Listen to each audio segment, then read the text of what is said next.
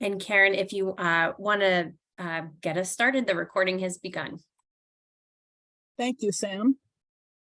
Welcome, everybody, to the February 22nd, 2023 Open Space Board of Trustees study session.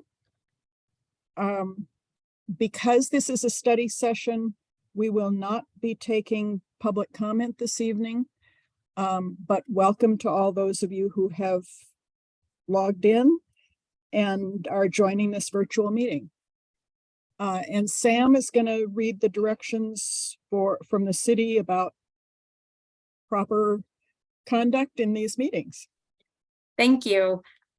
So thanks to community members for joining the Open Space Board of Trustees study session tonight. So as Karen mentioned, just a reminder that there is no public comment scheduled for this evening.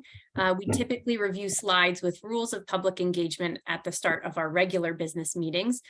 As there's no public comment at this meeting, we don't have slides to read through. You're welcome to send me a chat if you're having trouble with any of the technology, but questions or comments on content will be answered during the session.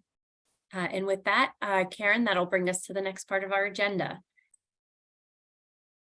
Okay, Dan, would you like to start the staff presentation for the study session?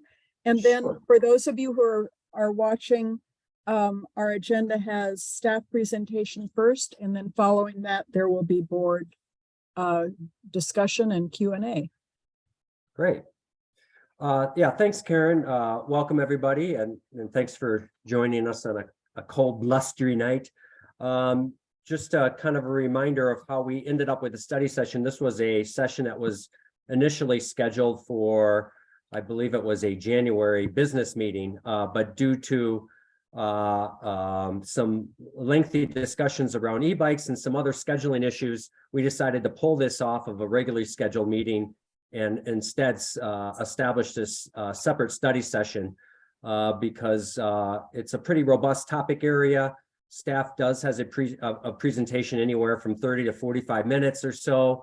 And then, of course, as Karen said, we will open it up for a good discussion and dialogue between board and staff on the subject matter at hand. So tonight, what we're going to be doing is diving a little bit deeper into a new OSMP program area that we recently set up here at the department. It's entitled Science and Climate Resilience. This new program area actually has several focus areas underneath it.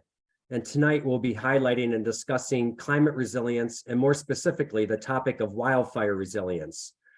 And just also a reminder, next month at the March 8th OSBT meeting, we will be discussing some of the other elements under this new program area, and mainly focusing on the science arm of the program area. So while this Science and Climate Resilience program has now been formally added into the organizational structure of the department, the work in this area actually has been going on for many years. And if you had the opportunity to read the information packet that staff recently prepared for council on the subject of wildfire resilience, which is actually attachment B in your meeting packet tonight, it acknowledges that resilience efforts are embedded in the work that staff does nearly every day. But while OSMP and city staff have been long working on climate and wildfire resilience, there is definitely an acknowledgement here with city staff and also with the community that climate change and the recent events demand that we all need to enhance our efforts. Formally establishing a Science and Climate Resilience program area will help the department accelerate its efforts. Hopefully it will accelerate our collaborations and our partnerships, and undoubtedly will accelerate the effectiveness related to this work. And Brian Aneker will soon describe, when we launch into the staff presentation, a little bit more details about the structure of the program area.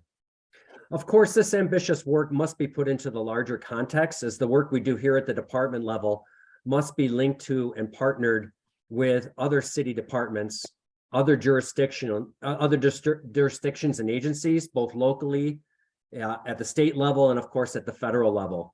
It's such a big, broad, and diverse area of work, especially wildfire resilience, that no one department could possibly make a dent in the effort, that it's really this collaborative across the scale partnership that will make it effective. And in the upcoming staff presentation, Brian will speak to some of the many partnerships and collaborations that our department are hard at work establishing and maintaining in this space. So the work of climate science and climate resilience touches nearly every work group of the department. And that is why we structured the presentation tonight in ways that you'll hear from several staff members during the presentation and throughout our deliberations and discussions with the board.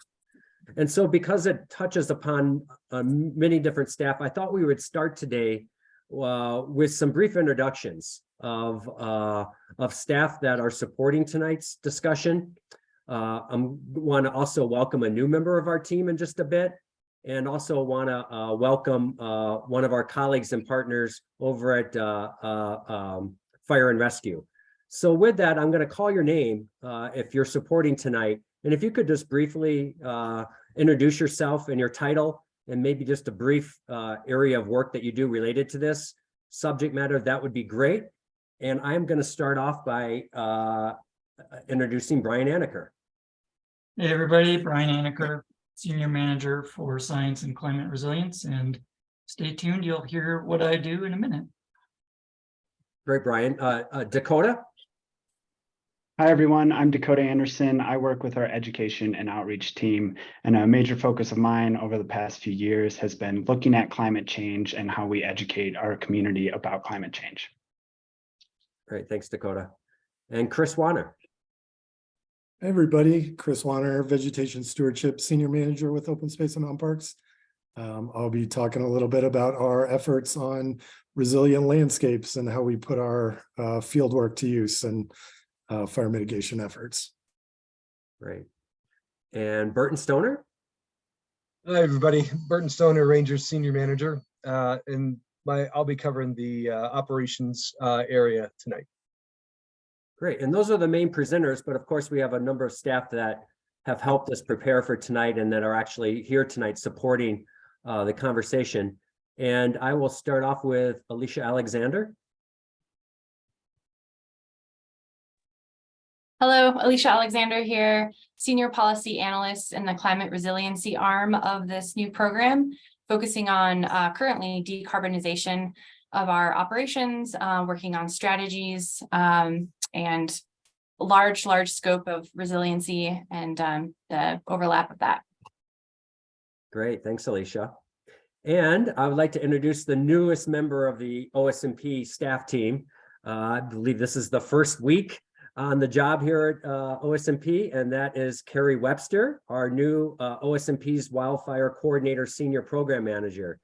So Carrie, if you wouldn't mind introducing yourself and feel free to use an extra minute or two to kind of give the board a flavor for some of your previous experiences. Great, thanks for having me. This is actually day 2 on the job, so learning what my role will be and working on to develop what that looks like moving forward. I came over from about 5 years with Boulder County with the Sheriff's Office with the Fire Management Program. So operations has been more of my focus in the last several years, but I have a background in writing CWPPs for a private contractor, doing lots of field work and attending school at CU, doing an undergrad and master's there. So a lot of different experiences with grant programs as well. So hopefully I can bring all those experiences together to work with OSMP and make this program fly. So I'm very excited to be here, and I work for Brian. Great. Well, we're excited to have you here as well. And last but not least is a little bit of a guest from another department, and that's Brian Oliver from Station 8 with City Fire and Rescue. So Brian, if you wouldn't mind introducing yourself. Of course. Yeah, again, thanks for having me here. And again, Brian Oliver, I'm the Wildland Fire Division Chief over at Fire and Rescue.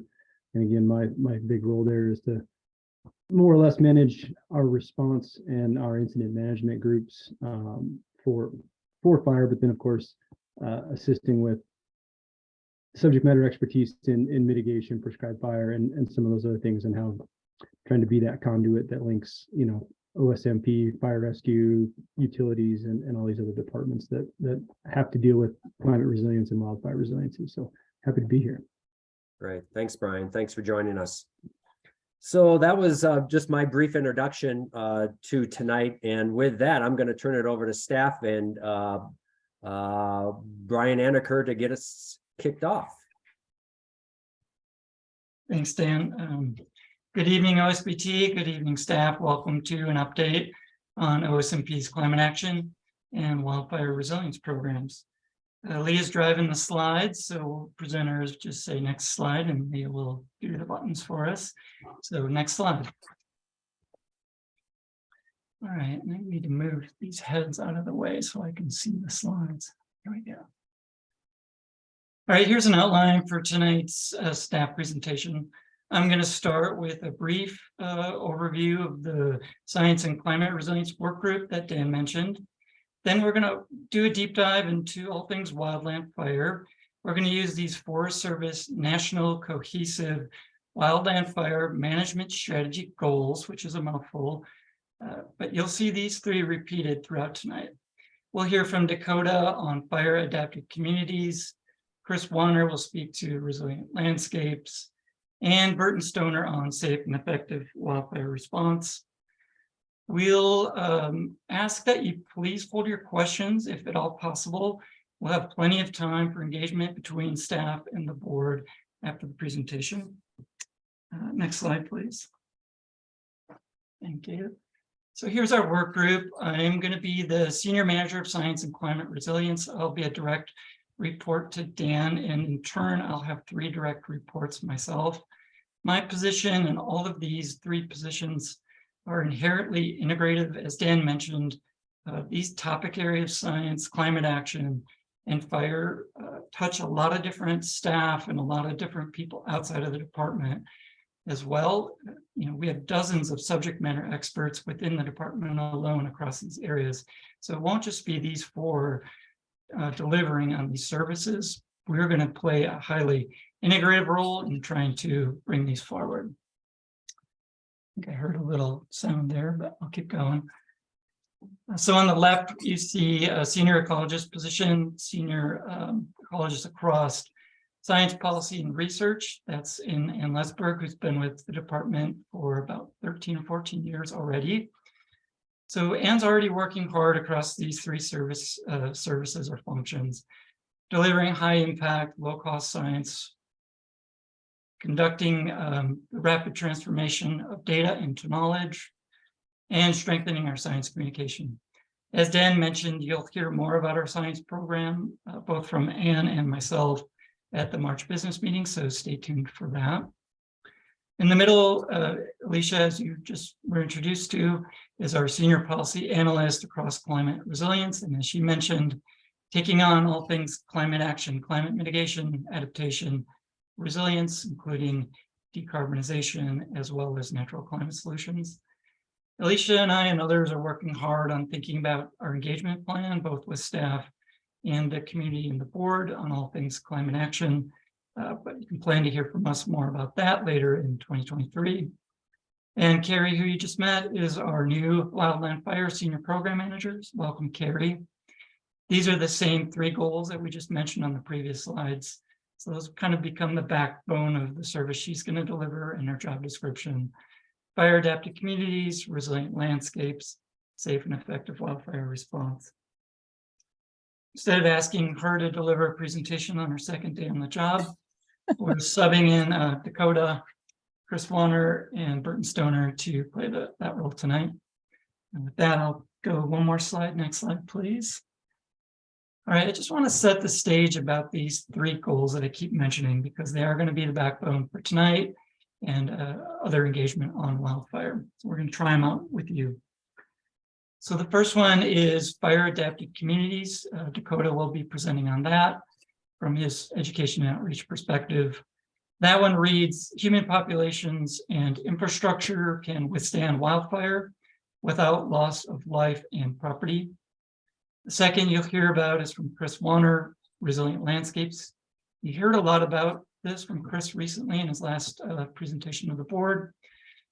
This one reads, landscapes are resilient to fire-related disturbance in accordance with management objectives. And then third, Burton will discuss safe and effective wildfire response. which reads, all jurisdictions participate in making and implementing safe, effective, efficient, risk-based wildfire management decisions. So those are our buckets, as we sometimes refer to them, and they'll be our organization for tonight. Those are the same goals that you saw throughout the Resilience IP, as well as the adjustment to base memo that were included in your packet tonight as part of your study session packet. I already mentioned that our work group of 4 isn't doing this in isolation. Plus, we've got these 3 staff I've got on this slide and a huge list of partners outside of our department that I just want to mention. Boulder Fire is a big one. We met Brian Oliver here. He's here with us tonight. So we're building that bridge and strengthening it as we go. We work closely with Mike Chard with the Boulder County Office of Disaster Management. We're a participating member in the Boulder County Fireshed. We are close partners with fire protection districts in and around Boulder. We work with the 2 watershed groups, the Boulder Watershed Collective, as well as the Watershed Center. Some of these partnerships are formalized in memorandums of understanding. For example, in 2020, we had an MOU with the Boulder County Fireshed, which we did bring in front of the Open Space Board, as well as our City Council. We have a new wildland fire team, which was chartered in late 2022, which includes 7 city departments, including OSMP, Boulder Fire, Climate Initiatives, Parks and Rec, Utilities, Communications, and City Manager's Office, as well as Boulder County ODM.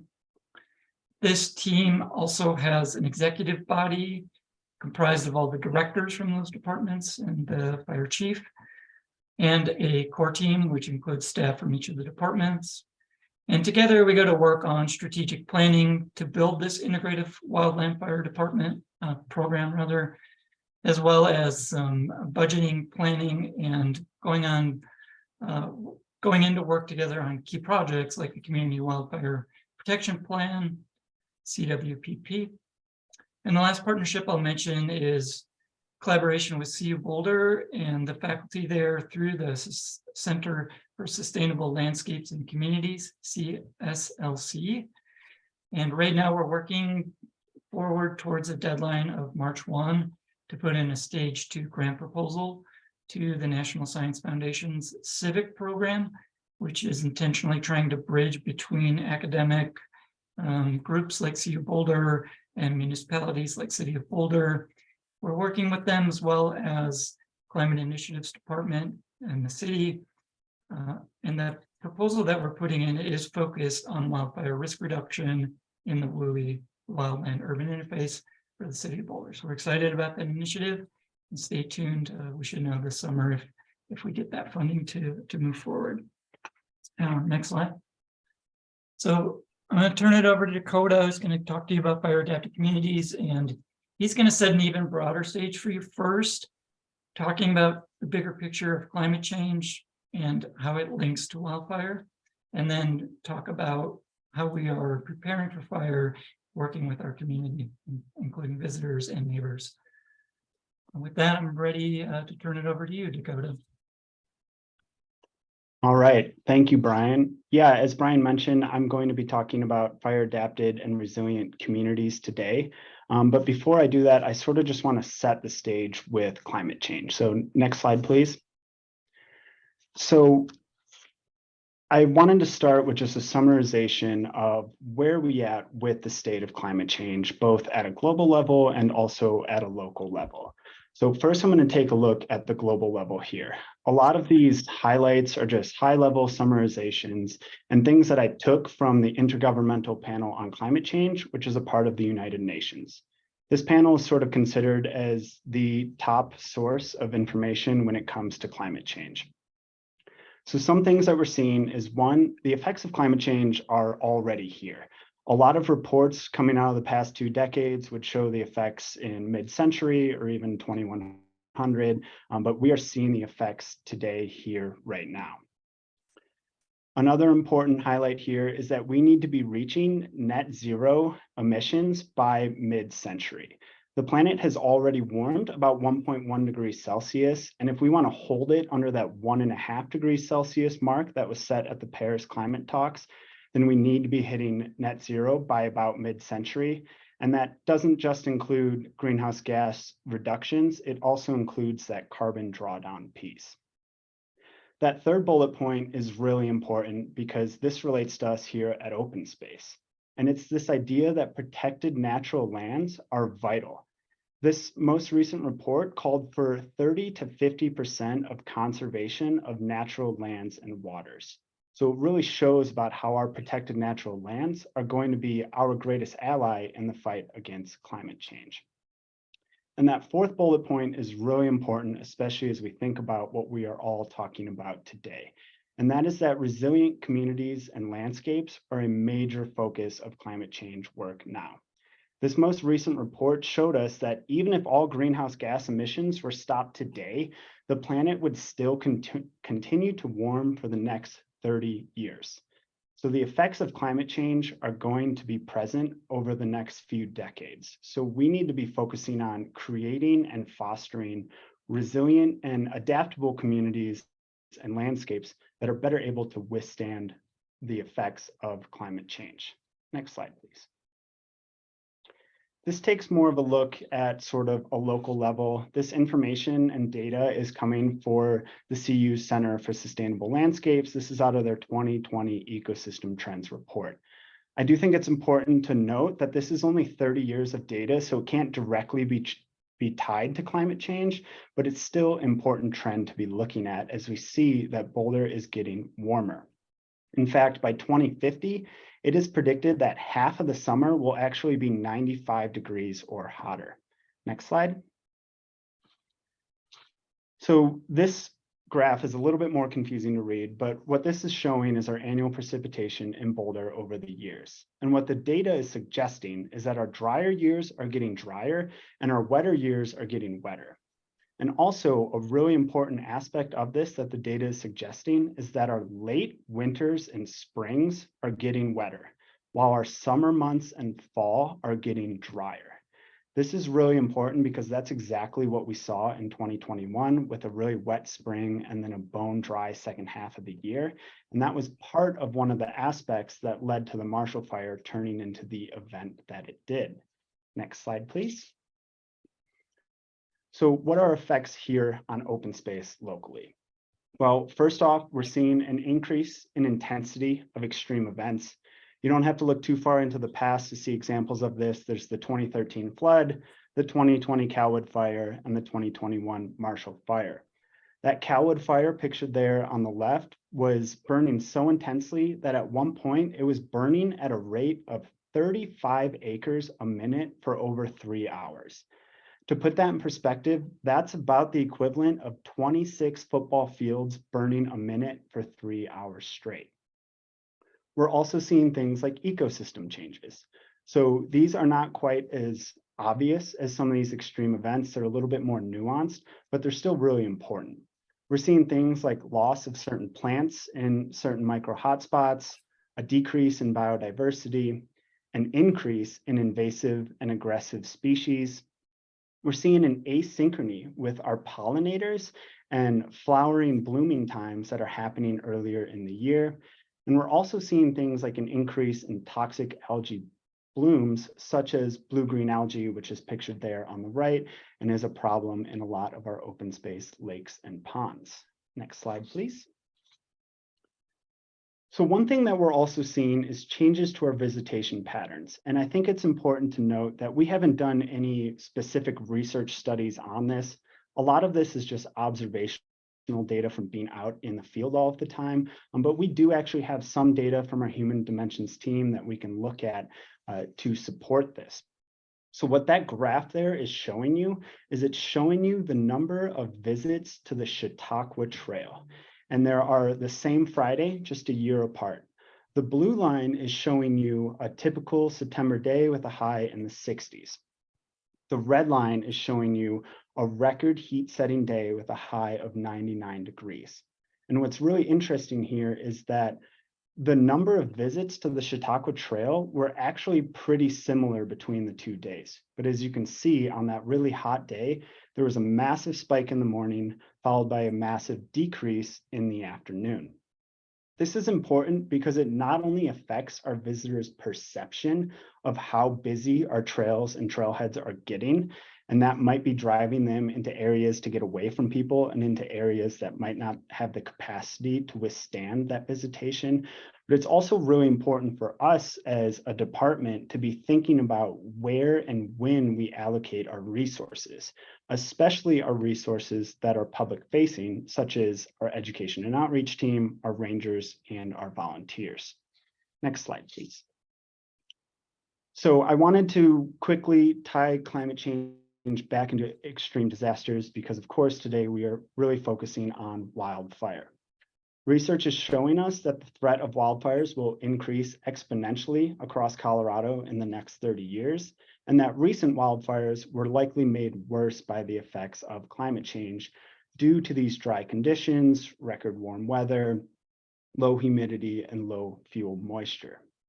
In 2022, Boulder County experienced 2 times the average number of red flag days than it typically experiences.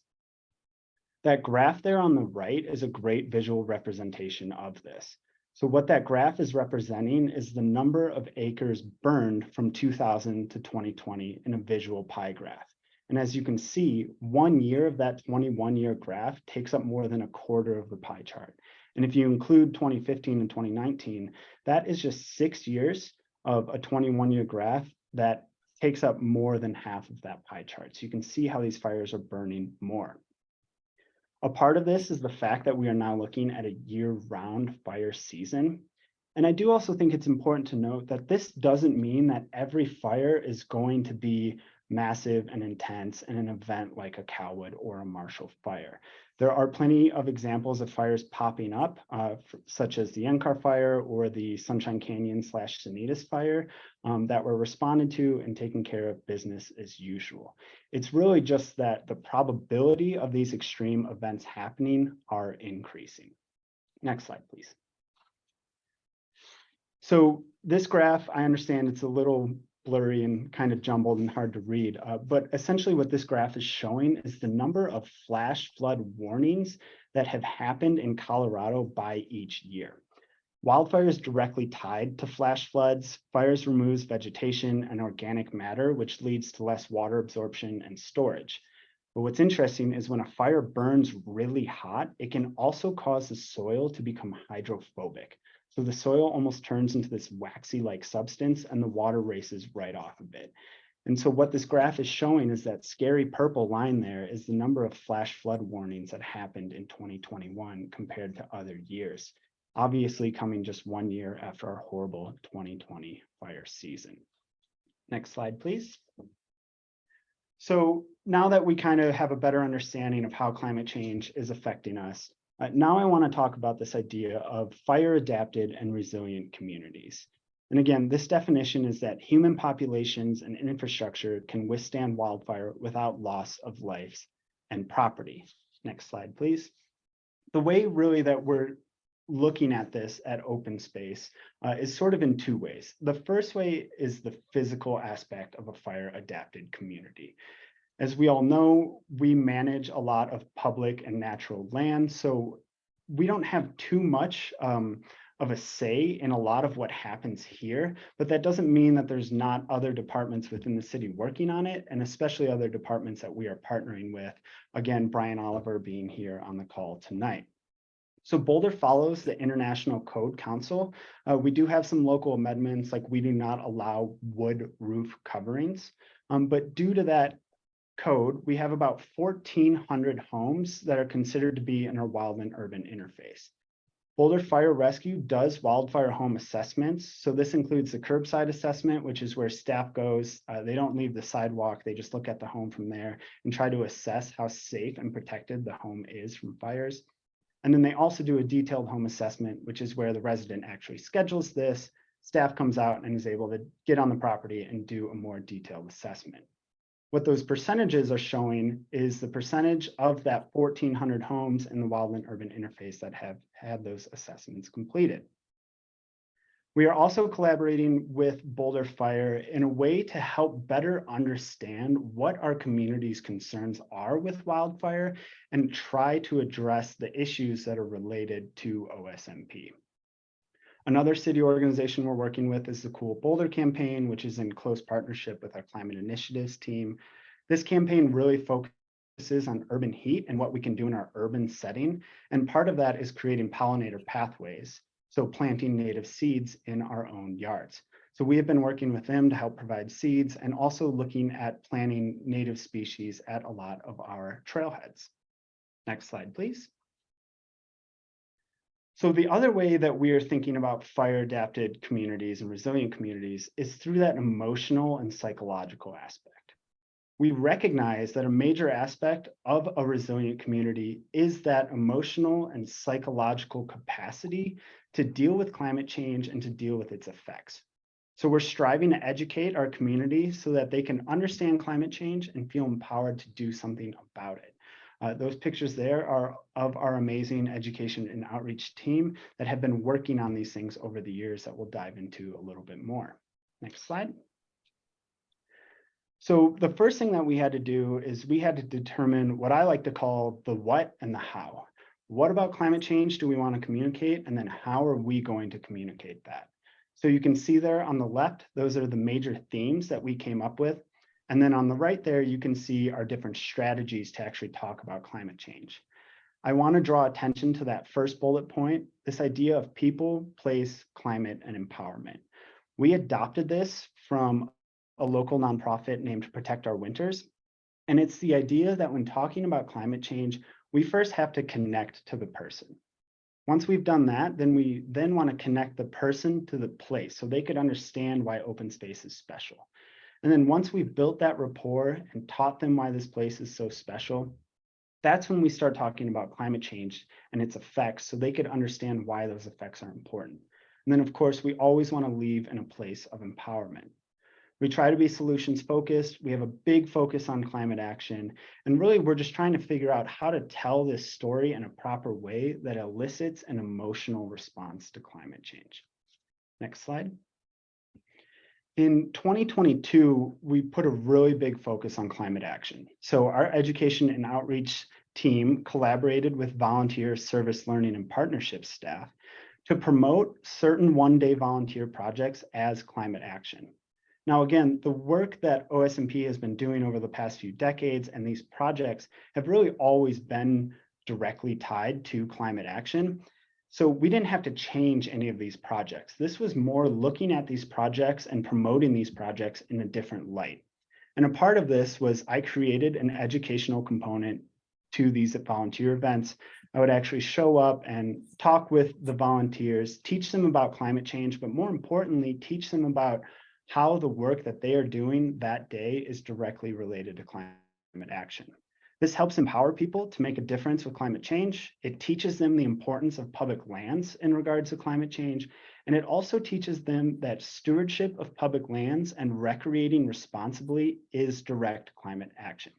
Next slide, please. So a massive focus of our education outreach team is providing public programs.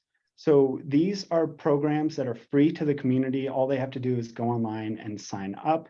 They're typically between about 10 and 25 participants, and they normally take the form of a hike, but they could also just be presentations or even online virtual presentations. And they cover the whole wide variety of topics, anything related to open space. We probably have a program about it. I'm really excited and proud to share that we have been working diligently on an NCAR fire education program that is slated to be launched this spring. So this program is really going to take a dive into our land management, how we manage our land, and also why we manage our land. We really want to make sure that we're addressing any community concerns. And we're also going to be talking about the NCAR fire as a success story of climate or wildfire mitigation and also wildfire response. These programs are also going to be very targeted. So while they will be open to the general public, we are also going to be working with Boulder Fire and some of the HOAs so that we can provide these programs directly to the communities that are in the wild and urban interface and that are going to be most affected by wildfires. We also are working on climate education specific programming. Up until this point, we have more been focused on figuring out ways to integrate climate change into our already existing programs and outreach. Since climate change is so complex and it touches all of the topics that we teach about, we really wanted to figure out ways to be able to integrate this in. And now that we feel that we have successfully done that, we're going to be looking at climate education specific programs. Next slide, please. So another big part of our work is our public outreach. This is our everyday communication to the community and our visitors, whether it's at the Chautauqua Ranger Cottage, the trailhead there, or any of the trails across our system.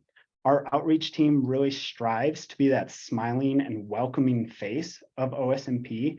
And really, we work to educate and inspire people to enjoy and protect these lands. So one of our main focuses recently has been talking about fire safety, how to recreate responsibly when it comes to fire. We talk about no ignition of any sort on open space. We'll even talk to people about what to do if they see smoke and also how to prepare their house and be ready in evacuations. We've been working to collaborate more throughout the department. One example of this is we have been working with our forestry team, and they have actually been joining us at our Saturday morning farmers market booths. And that's an amazing way that they are able to get a face-to-face connection with our community, teach them about our wildfire mitigation, and also how to protect their own homes. In 2023, we plan to launch what we call themed interpretive tables. So these will be tables that are wildfire and or climate change focused that will likely put up at Chautauqua and be reaching the community through that avenue. And then lastly, I just want to give a shout out to our education and outreach team and our volunteers, as they are the staff that go out and help work these fire closures. So when a fire pops up and we need to close parts of the system down, it is our education and outreach staff that are going to those trailheads and all of those access points, talking with the community, make sure they're staying off the trails and staying safe. Next slide. Now, I know all of you were updated on climate change education and youth in a recent meeting, but I did want to highlight this Nature Connection Action and Hope. This is an amazing collaboration from different organizations around Boulder that's really focusing on nature connection, climate change, and ecology with students. So actually just yesterday, there was a 4th grade field trip to the NCAR fire site. They were able to learn about fire ecology, and they were also able to learn about fire response. And we had some of our firefighters there getting to show them the cool truck and the tools that we use. So those are photos from that field trip just yesterday. Next slide, please. So to summarize, these are some of the recent and upcoming enhancements that you can expect to see for fire adapted and resilient communities. Again, most of this I just covered, but really it's increasing our presence on the land, both uniformed staff and volunteers, really targeting our programming to certain audiences and the topic of fire and climate change, and also really making sure that our staff are up to speed, knowledgeable, and trained in these topics. In fact, we have more red carded education and outreach staff than ever. We're looking to red card even more. And then of course, the partnerships are such an important aspect of this. So thanks everyone. I will pass it on to Chris Warner to talk about resilient landscapes. All right, thanks, Dakota. Leah, you can next slide. All right, so Dakota talked a little bit about what is going on kind of on the private side of the fence within the city and integrating with the public and how that all kind of happens, as well as kind of the climate change piece. And I'm going to talk a little bit about resilient landscapes, you can see here. And really that's kind of how we address some of these risks and hazards on the open space side of the fence. So next slide. So this is the definition from that national cohesive strategy. Our target is landscapes that are resilient to fire-related disturbances in accordance with our management objectives. So again, resilient, not fireproof. You know, we are dealing with ecosystems that are fire adapted. These areas need to burn, they have burned, and they'll burn again. We just want to make sure that we're doing the right land management to have the right kind of healthy fire in the right places on the landscape. So again, it's just about knowing the fire is going to burn and messaging that, and really accounting for that in our management objectives. Next slide, Leah. So what does that mean for our management? These are the two overarching goals for the forest ecosystem management plan for the city. And a lot of this language goes across many of our resource management plans, from our grassland plans, forest plan, ag plan. The language isn't identical, but some of the thoughts are. So maintaining or enhancing native plant and animal species, their communities, and the ecological processes that sustain them, and reducing the wildfire risk to forests and human communities. So again, a lot of overlap with those national cohesive strategies. In that first one, ecological processes. Again, fire is a key part in these native ecosystems, and the goal is not to take it out or exclude it. We just want to include it where we can, and manage for safe and healthy fires on the landscape, with, again, kind of the expectation of addressing the risk to our neighbors and the human communities that are adjacent to those areas. Next slide. So I thought I'd start out with a couple of examples of how this resilient landscapes kind of concept plays out on our landscapes or in our ecosystems.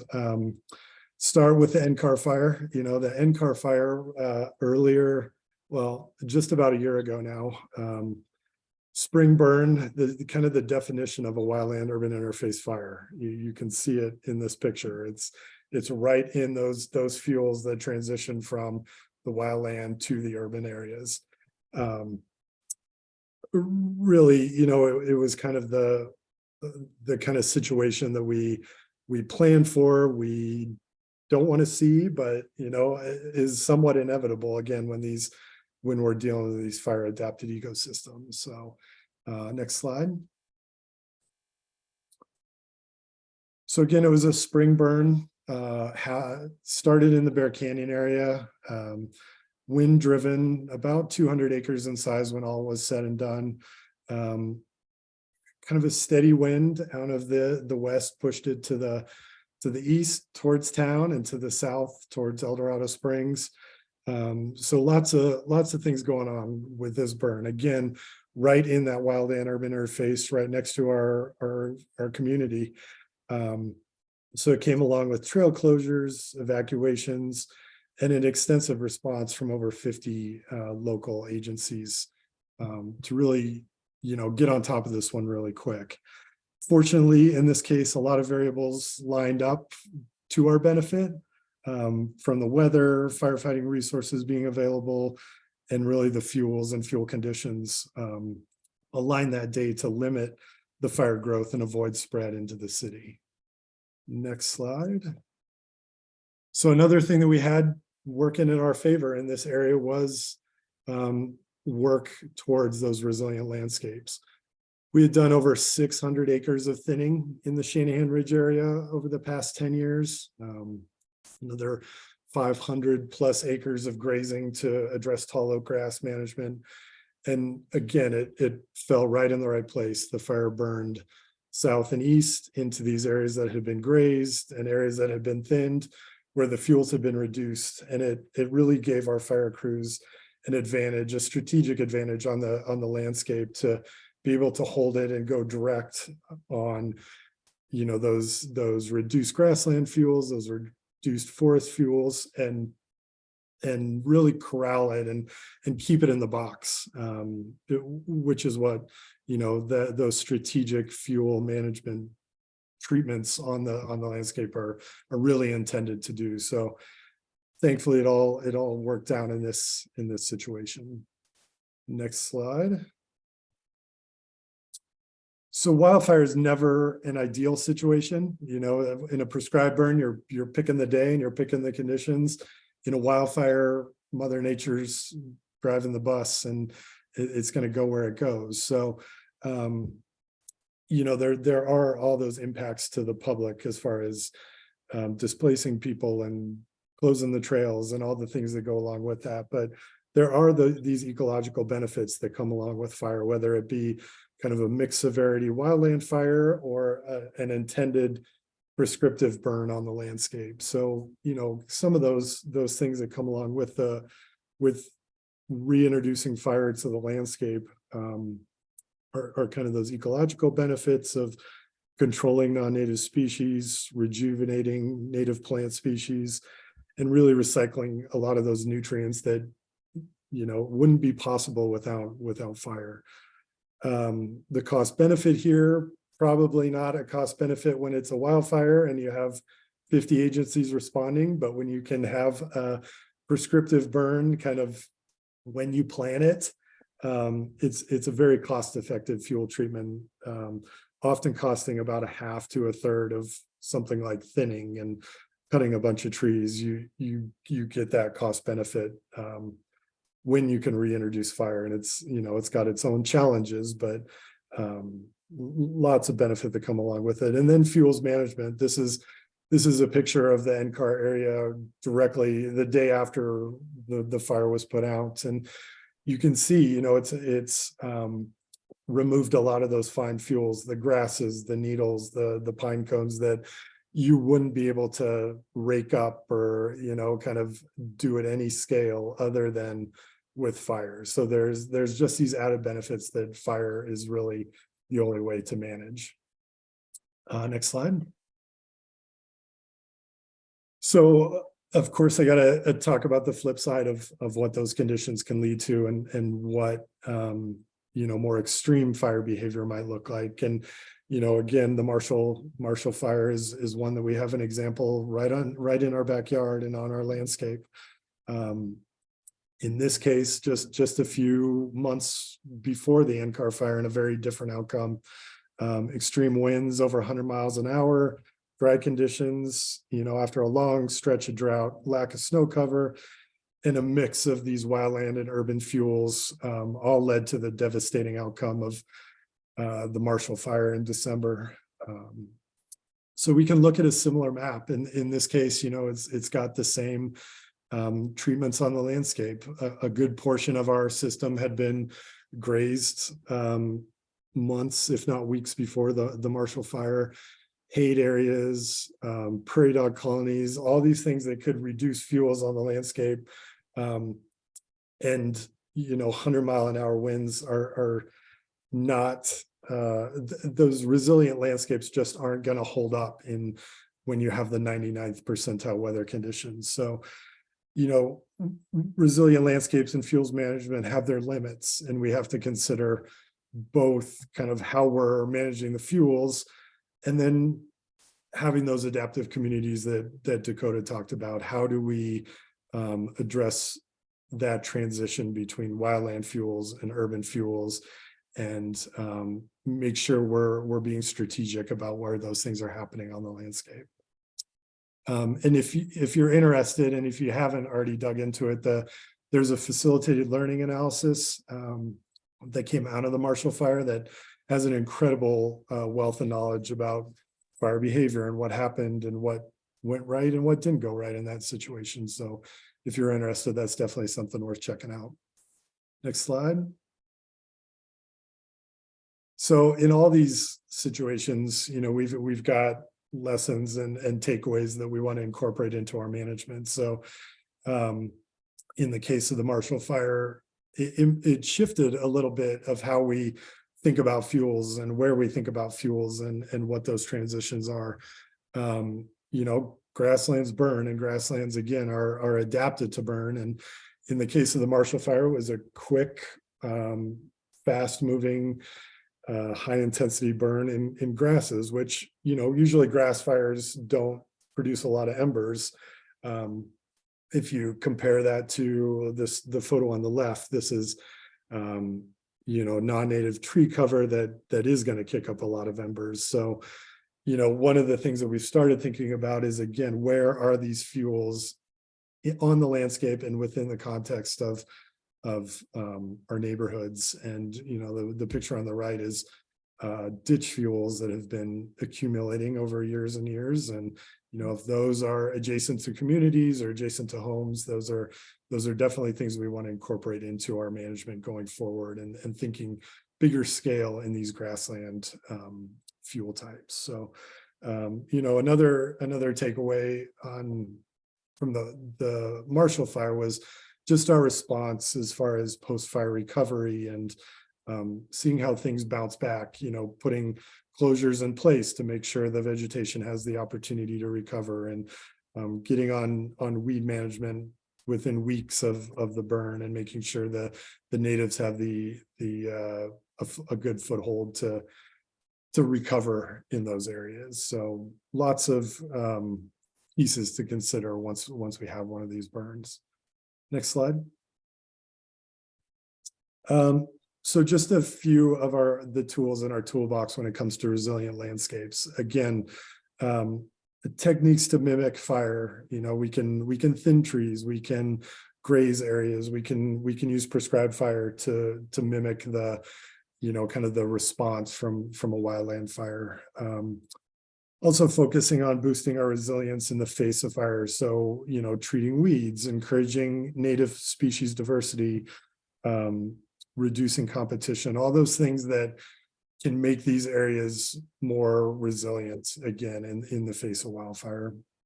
And then planning for recovery. So seed collections, a lot of the stuff that Dakota was talking about with our volunteer efforts, you know, really making sure that we're prepared if we do get a fire to respond with native seed or native plant material, and getting things on the ground that can give those native systems kind of a boost, or you know, kind of a step ahead when it comes to fire.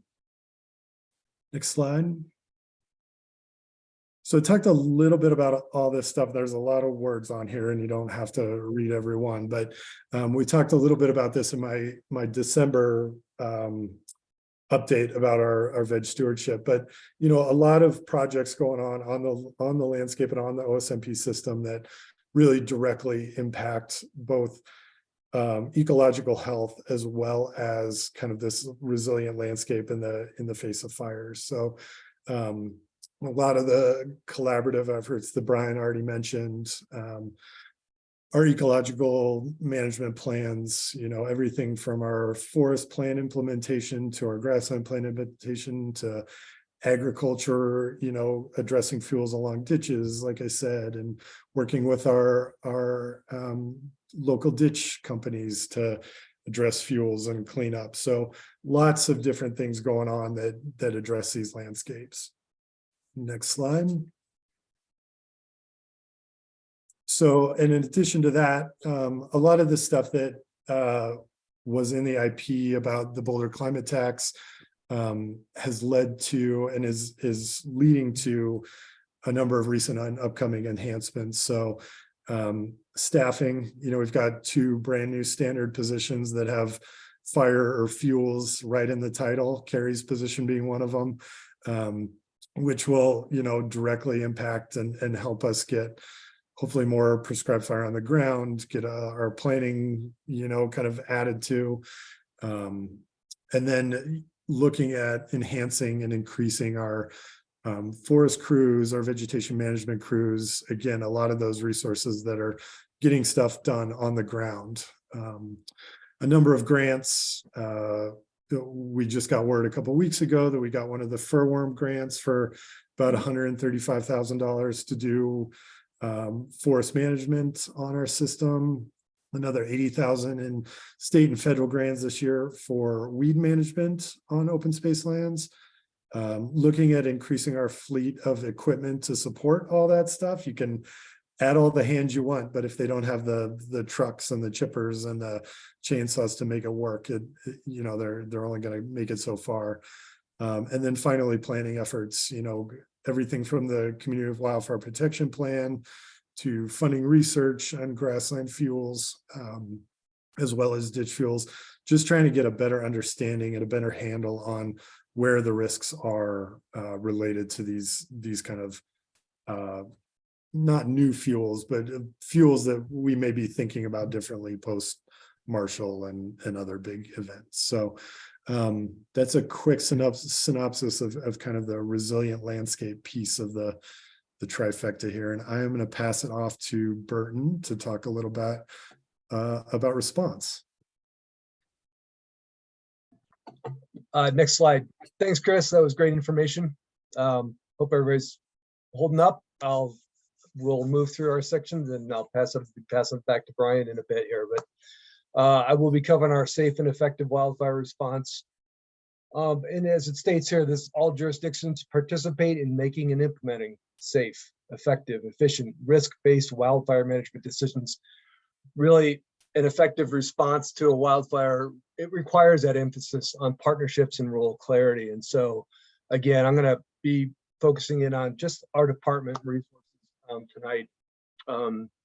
So if you take a look at us, we have Open Space Mountain Parks. We currently have around 40 wildland firefighters with varying certifications. They're able to act as Sawyer teams, effectively lead handline squads, and operate our brush truck engines. And we train regularly with the city wildland team, and we all understand how we work together during fire events. So that level of coordination is very key. Next slide. And so Rangers make up about, there's about 20 individuals, and then the rest of the staff, primarily Chris's forest management crew, and then a smattering of other folks throughout the department, including, as Dakota mentioned, some new education outreach staff. So excited to have joined the team. So next slide.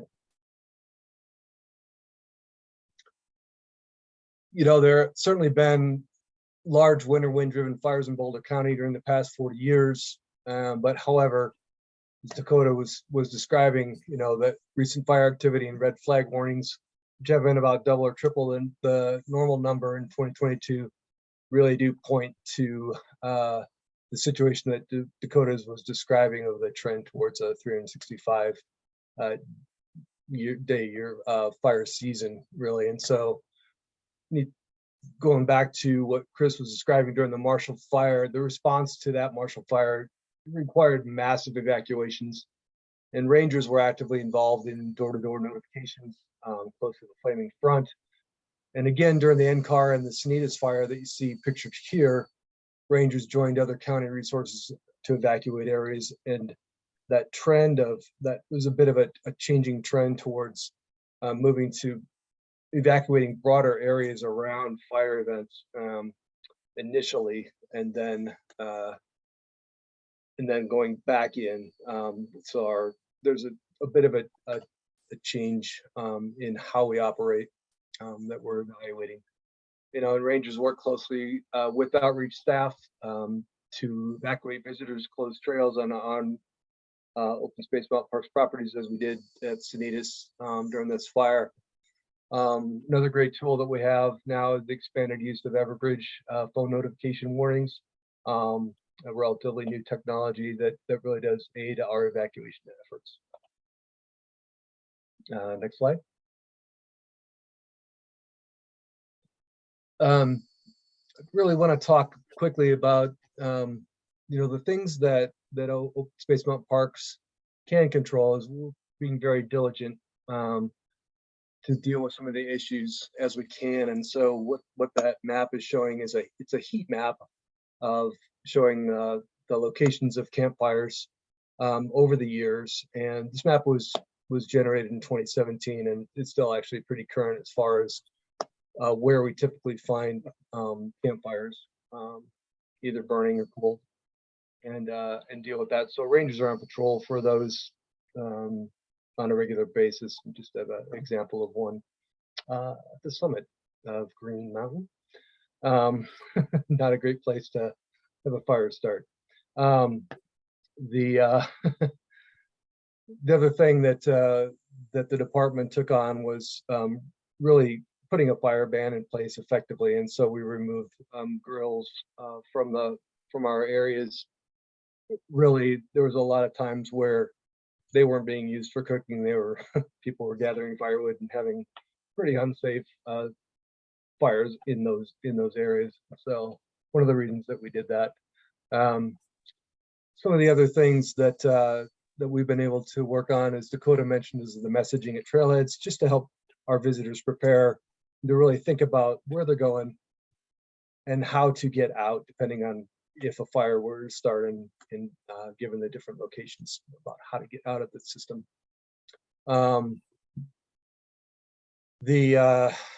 One good thing about high visitation levels on our property is that there are lots of eyes and cell phones to report wildfires. So early detection really hasn't been a huge issue.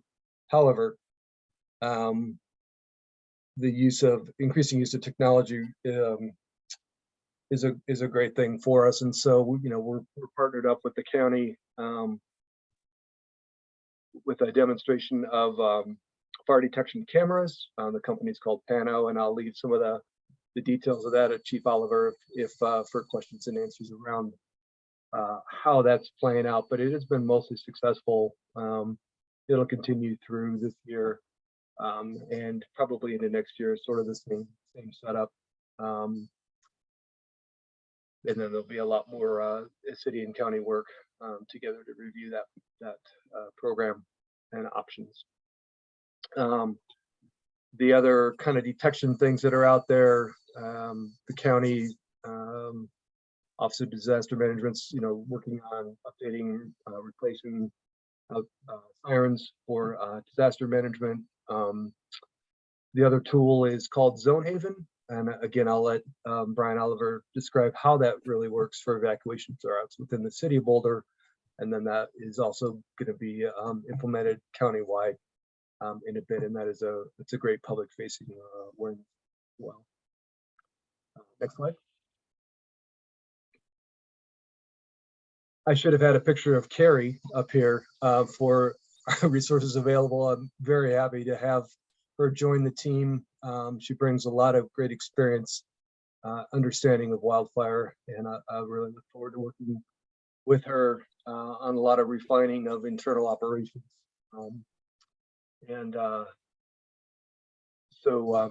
Excuse me, really things like what are the different levels of staffing that we have? What are we looking for? What types of certifications would we need? We'll also be reviewing our internal communications practices and just seeing how we can be better prepared during events, and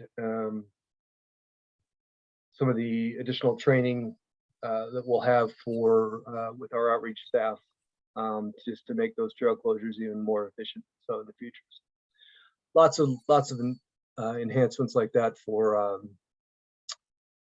our operations. The what's shown here is in addition to the Air National Guard helicopter that agency's been involved in preparing their crews greater fire readiness. There will also be a state Firehawk that should go online in May, and that will be based at the Rocky Mountain Airport in Jesco. And that is another example of one of our Type 6 brush engines here. Next slide. So again, a lot of those enhancements are really Carrie's role will be a key piece here for just kind of reviewing our current program. Where are we? Is it where we want to be? What do we want in the future? And so her experience will be fantastic to help us accomplish that. And that'll be including the equipment as well as other planning playbooks and those kinds of things, just to have greater clarity around staff roles and the communications that happen. That covers my angle of it. I think I'll hand it over to Brian. Thanks, Burton. Next slide, Leah. All right, big list of next steps after tonight's meeting. We're of course approaching our field season, where we'll be doing all the work that turns out to be climate action, forest thinning, vegetation management, ag projects, ditch projects, and implementing all the enhancements that you heard described above, including getting Carrie onboarded and up to speed, and other staffing changes that go along with that. 4/25 is going to be our master plan open house, and you can hear about plans for the field season, and we're going to have a description of wildfire resilience and planning there as well. I mentioned the NSF grant due 3/1 with the decision over the summer. If funded, that funding would come live in October and go through 2024. 3/2, we have an opportunity to present in front of council with Jonathan Cohn, Dan Burke, and Chief Mike playing speaking roles, speaking towards the memo that's in your packet tonight around the enhancements based on the 2A tax increment that passed, and they call that the Climate Tax Fund. And then on 3/8, the business meeting is going to include an update from us on the science program. We're going to share the adaptive management guidelines draft that we're working on right now as part of your packet. We're also going to discuss publications that are coming out from staff work in our grants program and give a brief update about our annual small grants program and highlight the April 14th Front Range Open Space Research Symposium, which is a joint production with Boulder County Parks and Jefferson County Open Space. We get together. Our cadence is supposed to be every other year. We offer this. This year it'll be Friday, 4/14 at the CU Seek Building, East Campus for CU Boulder. It's going to be an 8:30 to 12:30 program, and we'll be putting on a flyer and a save the date for that soon. We'll have a series of speakers that have received grants in the past. 3 of those speakers will be discussing research related to wildland fire. Master Plan Open House 4/25. Alicia and I and others are working on the carbon projects and plan to come back to speak to you as early as summer. We also plan to give some updates on some fire effects monitoring that we've been doing around the Marshall Fire, both in the upland grassland context and in the Coal Creek riparian corridor. And then in red, the big opportunity coming up for staff, the board, and the community is around the community wildfire protection plan update. And I've got one slide on that, and then we'll wrap up. So next slide. We've mentioned the CWPP several times tonight, so we thought we would put together a few notes on what a CWPP is and where we've been with them. Our current CWPP is there on the right side. Got a copy floating around here. It goes back to 2007, so it's a bit out of date and ready to be updated. In there, the outcomes that were prescribed were to promote community awareness through the planning process, improve wildfire prevention through education, facilitate and prioritize hazardous fuel reduction, as well as improve levels of response, including risk models. There's a lot of quantitative modeling that goes into it, and mapping, and then discussion about fuel-related projects. The reason we do these CWPPs is that we are required to do so as part of the Healthy Forest Restoration Act of 2003. And as part of those requirements, they do require community engagement. We are looking to start this project in 2023 soon. We're looking at applications now from consultants, and the schedules we're reviewing have these projects wrapping up likely in 2024. In terms of leadership on this, Brian Oliver from Wildfire will be the lead, and we're going to be working closely with him through the Wildland Fire team. We'll likely have Carrie go on point for OSMP and work closely with Brian, given her experience with CWPPs, and to help strengthen that bridge over to fire. We also know that Boulder County is working on updating their community wildfire protection plan, which is, at a much bigger scale.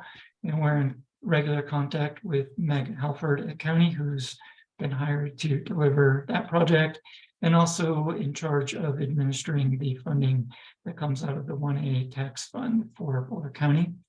So we're in contact there. We'll likely have 1 or 2 staff members on their core team and keep them abreast and make sure our projects are as synchronized as possible, and we're not doing anything that's redundant and benefiting. We want to make sure we benefit from each other's work. So yeah, we will keep you updated once we get our consultant on board and we establish our schedule and key milestones. We'll keep the board updated there and make sure you're aware of those community engagement opportunities early. We plan to have several opportunities to engage with community. We'll likely use the open space master plan open house as one of those engagements, but that's just an idea right now. But we could expect to see a consultant there with a table about the CWPP and gathering some feedback from meeting attendees. Okay, next slide. I think that's all we had from staff. We did put together a few guiding questions for the discussion with OSBT. Of course, you're welcome to ask any questions related to these, or otherwise I'll just describe what these are quickly and then we'll turn it over to the board. So the first question we thought we could pose to you is, what questions in your perspective does our community need to hear on wildland fire as it pertains to open space? Second is, do you as OSBT members have the information that you need in order to have conversations in the community about wildland fire? And third is, what would you like to hear about from the Science and Climate Resilience Work Group as part of future OSBT business meetings? Then I'll say thank you to all our presenters and time check. Wow, we managed to go till 7:11, Dan. So unlike our plans of doing that in 30 to 45 minutes, we went a little long, but hopefully we kept everyone's attention and we'll get to be a little more interactive now. Well, I want to thank all of you. It's been great to meet the new staff members and to hear more about what you've been thinking and working on for the immediate future in terms of wildland fire. I'd like to kick off the Q&A by asking Brian Oliver to give us a little bit more detail about what kinds of things do you want to hear from the community in terms of community engagement in doing the CWPP, and what sort of functions does the community engagement have in furthering the development of the CWPP? That's a good question, Karen. Excuse me. I think, quite honestly, I think the community is going to be the biggest driver of the CWPP. You know, we have good responders and lots of experience in the response realm. We have, you know, all of the knowledge and science and expertise in the science and resiliency side of things. We all know our best management practices. What we need to sort out is, what are the community's values and how do we leverage those values into getting the treatments and the response and the, you know, resilient landscapes that we need, that we know we need, and where to apply those. So I really think the biggest driver of that whole CWPP process is going to be getting that community engagement in as many facets as we can. I think from our end, working with Danielle McNutt in our CRR department on a lot of the HOAs she's already got working relationships with and seeing where they're headed.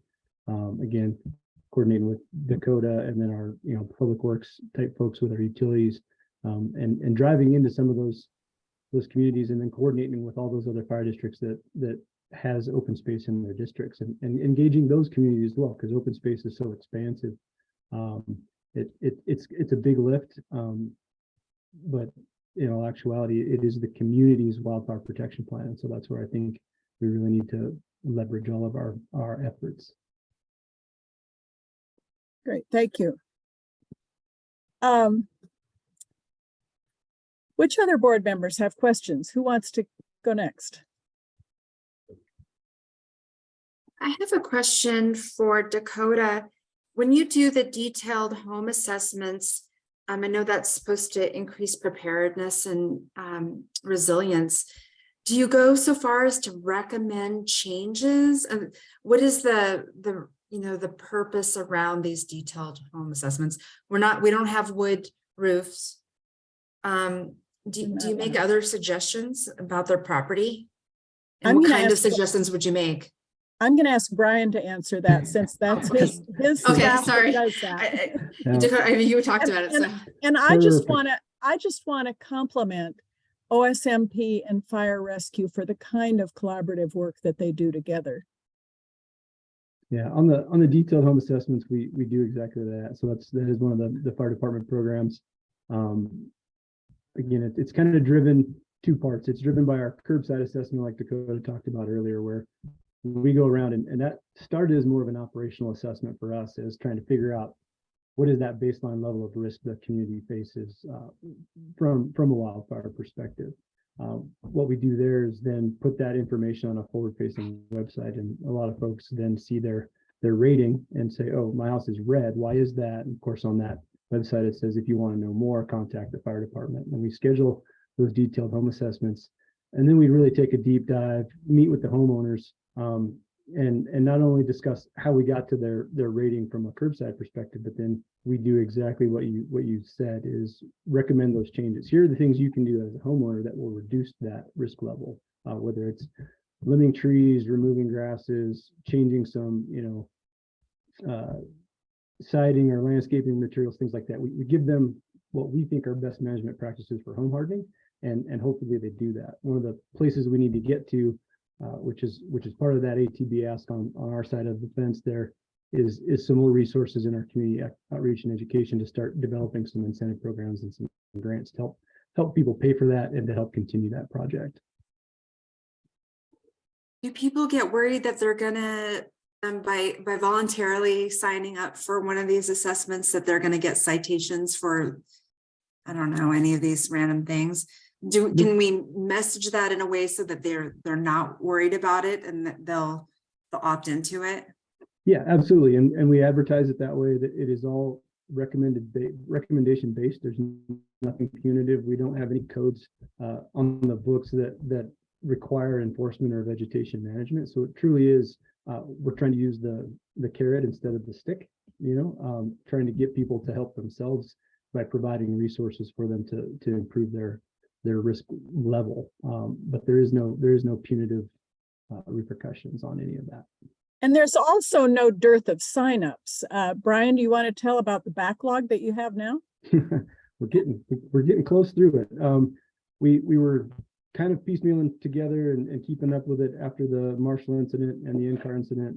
Thereafter, we were faced with about a 500 and some odd backlog of requests. So it's a big demand on the community. Everybody wants one of these assessments so they can start helping themselves.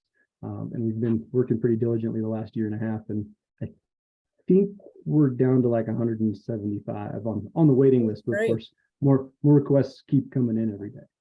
Yeah. Brian, I want to do a follow-up to Michelle's question. Are you guys working with homeowner insurance companies on your evaluations? Because certainly that's a big deal now as far as hazard insurance is concerned. And I'm just wondering, piggybacking on Michelle's question, kind of are insurance companies desiring information as they look at insuring specific properties, or what's happening on that front as far as you guys are concerned?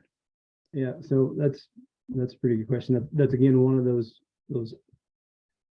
value adds we're gonna start looking into with the addition of some new FTEs on our CRR team to start figuring out some discounts and some incentive programs. But what we did initially, because we did have some of that background question of, are we going to show a home in a red category or a high risk, and now an insurance company is going to raise somebody's rates or not provide insurance coverage anymore. So we reached out to all the local providers that we could find and kind of gave them our spiel and our scope of work. And because they're looking at things from so many different risk levels, they pretty much, I can't say they guaranteed us, but they all told us, no, we're not going to do that. That's not a piece of how we assess risk. They're trying to do it more holistically as far as rate setting. So we haven't had any of those kinds of issues pop up. However, as things move forward, working with Wildfire Partners in Boulder County, they've established discount programs. So they have a certification program that when an assessor comes and does an assessment and people follow through with their recommendations and they come out and check up on their work, and then can give that certificate to their insurance carrier, who then provides them with an insurance discount for being a FireWise home or have done that fire work to reduce their risk. So we've got to build that program in. We just haven't had the capacity up till now. And now we're just in that point where we're starting to get to the point where we can hire some folks and build that capacity within the program. Great. Yeah, I think we're going to have a lot of new activity coming up with all the staff added for both departments that are represented here tonight. Brian, before we leave this topic, is there anything you want to say on new codes? Are there any new codes anticipated at this point, or are you thinking about that? I know that there's a little bit of chatter on it within the city. The big lift right now is at the state level. In fact, we're just reading some proposed bills and some proposed language at the state to create a statewide WUI code committee. So they want to build a committee with some diverse representation to build a statewide urban interface code, basically figuring out what those baseline levels of vegetation management, construction materials, defensible space is going to be at the statewide level, and then they're going to push those rules down onto municipalities and unincorporated areas of the county. So that's just now starting to get built up at the state level. But here in the city, there's not been, at least in my circles, there's not been any talk of imparting any kind of ordinances or rules like that yet. I will definitely preface it with yet. Okay, thanks. Karen, I had a couple of questions, but I wanted to thank all of the presenters. I thought the information was extremely helpful and well done. So good for all of you. A couple of questions, and I don't know, Dan, or who I should address this one to, but one of the concerns I had was in the memo to council on the background that said climate change and Boulder wildfires. The impression was that, the warming climate, drought, there are a number of climatic factors that were really causing an increase in number and intensity of wildfires. And the question I'm going to ask is, I thought what is really missing is the human component. And Chris, you hit on that, but I'm not sure that it was emphasized enough. And one of the things I was asking about is, why aren't we talking about ignition sources of these wildfires? Because from the listed ones that were major wildfires in Boulder County in the last few years, fully 3/4 of them were human caused. And then the urban wildland interface issue is the fact that there are more of us and there are more of us living in those spaces. So we in fact are increasing both the risk and the hazard just by our actions. And I guess one of the things, and maybe this goes to you too, Brian, as far as the community's response to wildfire issues, what are we going to do as a community to be responsible for reducing or hopefully eliminating human sources of wildfire in our community? Burton, do you want to start on that one? I know you've given me some data on that over the last couple of years. I'll give it a shot. In addition, there is a no smoking ordinance as well, and that does apply to open space property. So that again is a helpful starting point, right? And not everybody adheres to that, but we certainly do. Let people know when we encounter them, if that's the case. We have one of those enhancements that we'd like to kind of review is the nighttime use that we've addressed on Flagstaff.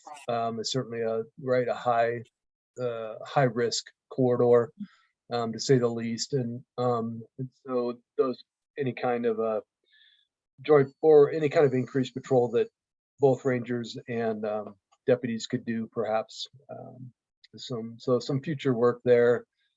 Once other agencies get their staffing levels back up where there's a reasonable level that we could probably draw from to help us out with that, that's worth investigating.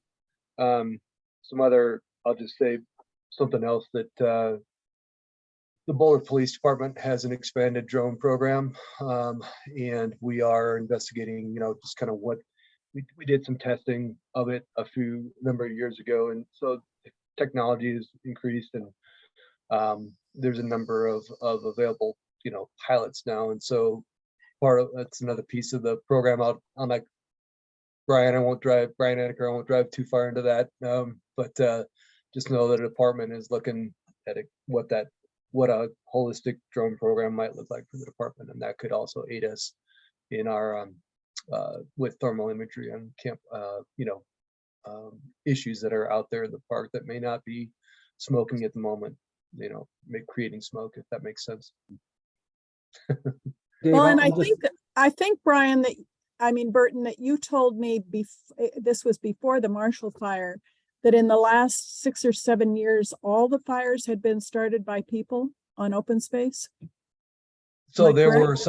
were some undetermined ones, but they kind of like most likely would have been a human caused issue. There weren't any, given the lightning data and that kind of stuff, there wasn't anything that was most likely going to be a natural cause. That it was, Yeah, but human cause. Does human cause mean smoking? And is it cigarettes, vaping, or both? well, if you look at the last 10 years, we've had incidences of a house fire starting a wildfire, drone batteries, landscaping equipments, discarded cigarettes, embers from home and campfires, arson, down power lines, lightning. So, the source ignitions can be quite varied. Yeah,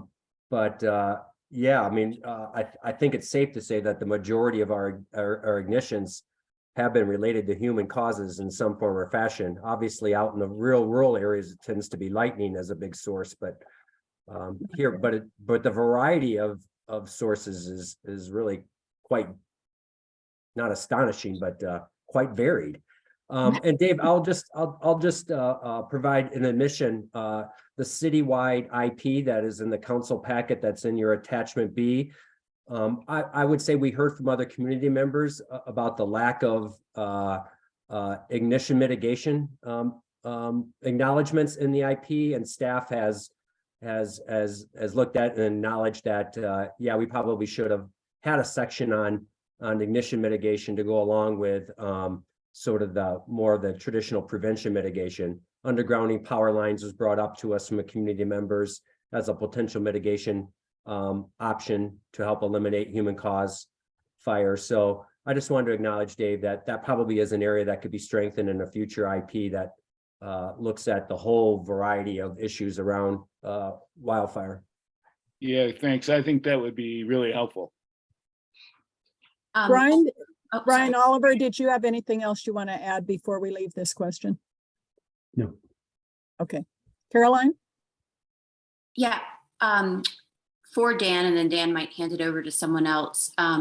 So as we talk about this, and Dan mentioned all the sources to where people-induced fires may start, my question would be, and kind of off of what Michelle said, I feel like for the most part, most people think it's someone doing something with a cigarette or someone doing something with a campfire as really like the main sources. So the list that Dan read, has a few different things on them. So my question would be, does it seem like there are several sources? However, there is one, like what most of us may think about, even if it is correct or incorrect, which is the cigarette smoking. Because from that, I would say, is there something that we can do on a high risk fire day and I know this wouldn't really be OSBT, this would be more of a city thing, but to substantially increase a fine or to somehow make punishment more severe on those super high risk days where we know, I'm sure we've all been out and about on a day where there's been a lot of fires and there's really high winds and you see someone smoking and you just want to be like, oh my God, please stop. So is it really coming from all those varied sources? And have we talked about what would happen if on those high risk days, we really try and increase, for lack of a better word, punishment for having those open flame sources? Mm-hmm. Yeah, I think I'll maybe ask Brian Oliver to speak towards, causation, because it's not just open space, but, all the recent fires over the last 10 years. I don't, well, whether or not you want to contribute how many of them to cigarette smoking or not, And then maybe Burton, maybe you could chime in with Dakota on the elements of any more enhancement we could do on high-risk days from an open space department. And I know there's other things that this we experimented with at the citywide and regional level on red flag days, and maybe in Brian, maybe you can touch upon a little bit of that too. But in terms of causation, Brian, I don't know if you have any numbers at your fingertips about cigarettes and no, because sadly, a lot of times evidence is destroyed by the time we get around to doing investigations on most of these fires. And you know, we can determine, you know, lack of any kind of natural ignition sources. We got to take the leap that says it's a human caused fire, whether it's power lines. You know, there's a lot of times we can tie it back to cooking or camping fires that of course are illegal in the open space system or other things. But quite honestly, you know, the causation and any kind of repercussions or punishments or enforcement, you know, all lies on the law enforcement community. It's really not on the response side. So for me, how they start is fairly irrelevant outside of the things we can do on the community engagement piece to help limit those starts. But punishments and tickets and things like that lies directly in Burton and the PD's realm. It just, yes, I agree with you. It just, and it makes sense that it would be super hard to track it, but it would be nice to know the actual, you know, facts from what we all probably think are the reasons that these get started, and knowing, you know, where the truth really lies, because then obviously then the mitigation efforts could be more focused in those points. Burton? I'll leave, I see Dakota unmuted too. I'll let you get down to the system presence piece of things. As far as the court's perspective, you know, there's some pretty regimented ways that they would manage any kind of a fine for those issues. And so our job is to get them into the court system, and then based on the severity of what happens, right, that's the courts then take that into account. So that's kind of how that's managed. But again, we take it very seriously and do engage with everybody that we, you know, see in violation. So and rangers on those, yeah, those red flag days, high wind days, you know, in addition to Brian, Chief Oliver can talk about some of the staffing that they'll put in place in those days. But again, yeah, rangers, and go ahead, Dakota, go ahead with your outreach piece on the increased staff presence. Sure. Yeah. Thank you, Burton. So yeah, one thing I would talk about is our effort to increase presence on the land. You know, this is one of the enhancements coming from Dan this year. So that includes uniform staff such as rangers and education outreach. It also includes volunteers. And so Caroline, one thing that you were pointing to is sort of what we think of as the authority of the law, right? Writing somebody a ticket. One thing that we focus a lot on with education outreach is the authority of the resource. So this is the idea of teaching people about the resource, why they would want to protect the resource, and why they would want to practice fire safe practices and responsible recreation. So for instance, if we see, you know, somebody smoking a cigarette at the Chautauqua Trailhead, we'll go up, we'll engage with them, we'll stay a friendly face. We'll even tell them like, hey, I'm not law enforcement, I'm not writing you a ticket. I just want you to know that we don't allow smoking here, and here's why. Instead of just giving them a ticket and telling them that it can't happen here, we'll explain to them that fire safety piece. You know, we'll explain to them the history of fire in Boulder and why we want to protect these lands. And a lot of times, you know, that friendly face kind of teaching them about these things, for a lot of people, that's enough for them to want to put out that cigarette and to not continue to do it into the future. So while both are very important, you know, the authority of the law is obviously very important. The authority of the resource and the approach that we can take at education outreach is a little bit easier to implement. As Burton was saying, everything else has to go through the court. So hopefully we can sort of be that. I like to think of us more as a preventative piece. You know, the rangers, they do preventative work, but a lot of their work is responding. It's reaction, right? I hope that we could be out there giving that sort of preventative piece and making sure that people are being safe out on the land. Dakota, when you were going through the education and outreach portion, you mentioned that you work with HOAs and schools. Do you also use like other partnership organizations within the community to help spread the word and see if you can lean on their newsletters and social media presence? Yes, so that's something that we've been developing more and more as the years go on. We do work with nonprofits, different groups that work with schools throughout. Our education and outreach team works with a whole variety of sort of organizations. One thing that I can speak to that I've been working on recently is I've been working with a lot of sort of like the outdoor gear companies in Boulder. So think of like Neptune Mountaineering, right? That is a place that has a very big community presence. So we have been working with them to get our messaging out that way. So I presented there in the fall to talk again about our land management. So we are trying to look for these different avenues, whether they are nonprofits or school groups or even for-profit businesses that can help get our message out. And it's been a really great relationships that we've been able to build with these organizations, especially as we try to get to audiences that normally we're not reaching, right? A lot of our public programming, it kind of caters to a certain demographic continues to show up. By working with these other groups, we can kind of get into younger demographics, as well as, demographics from all different sorts of backgrounds.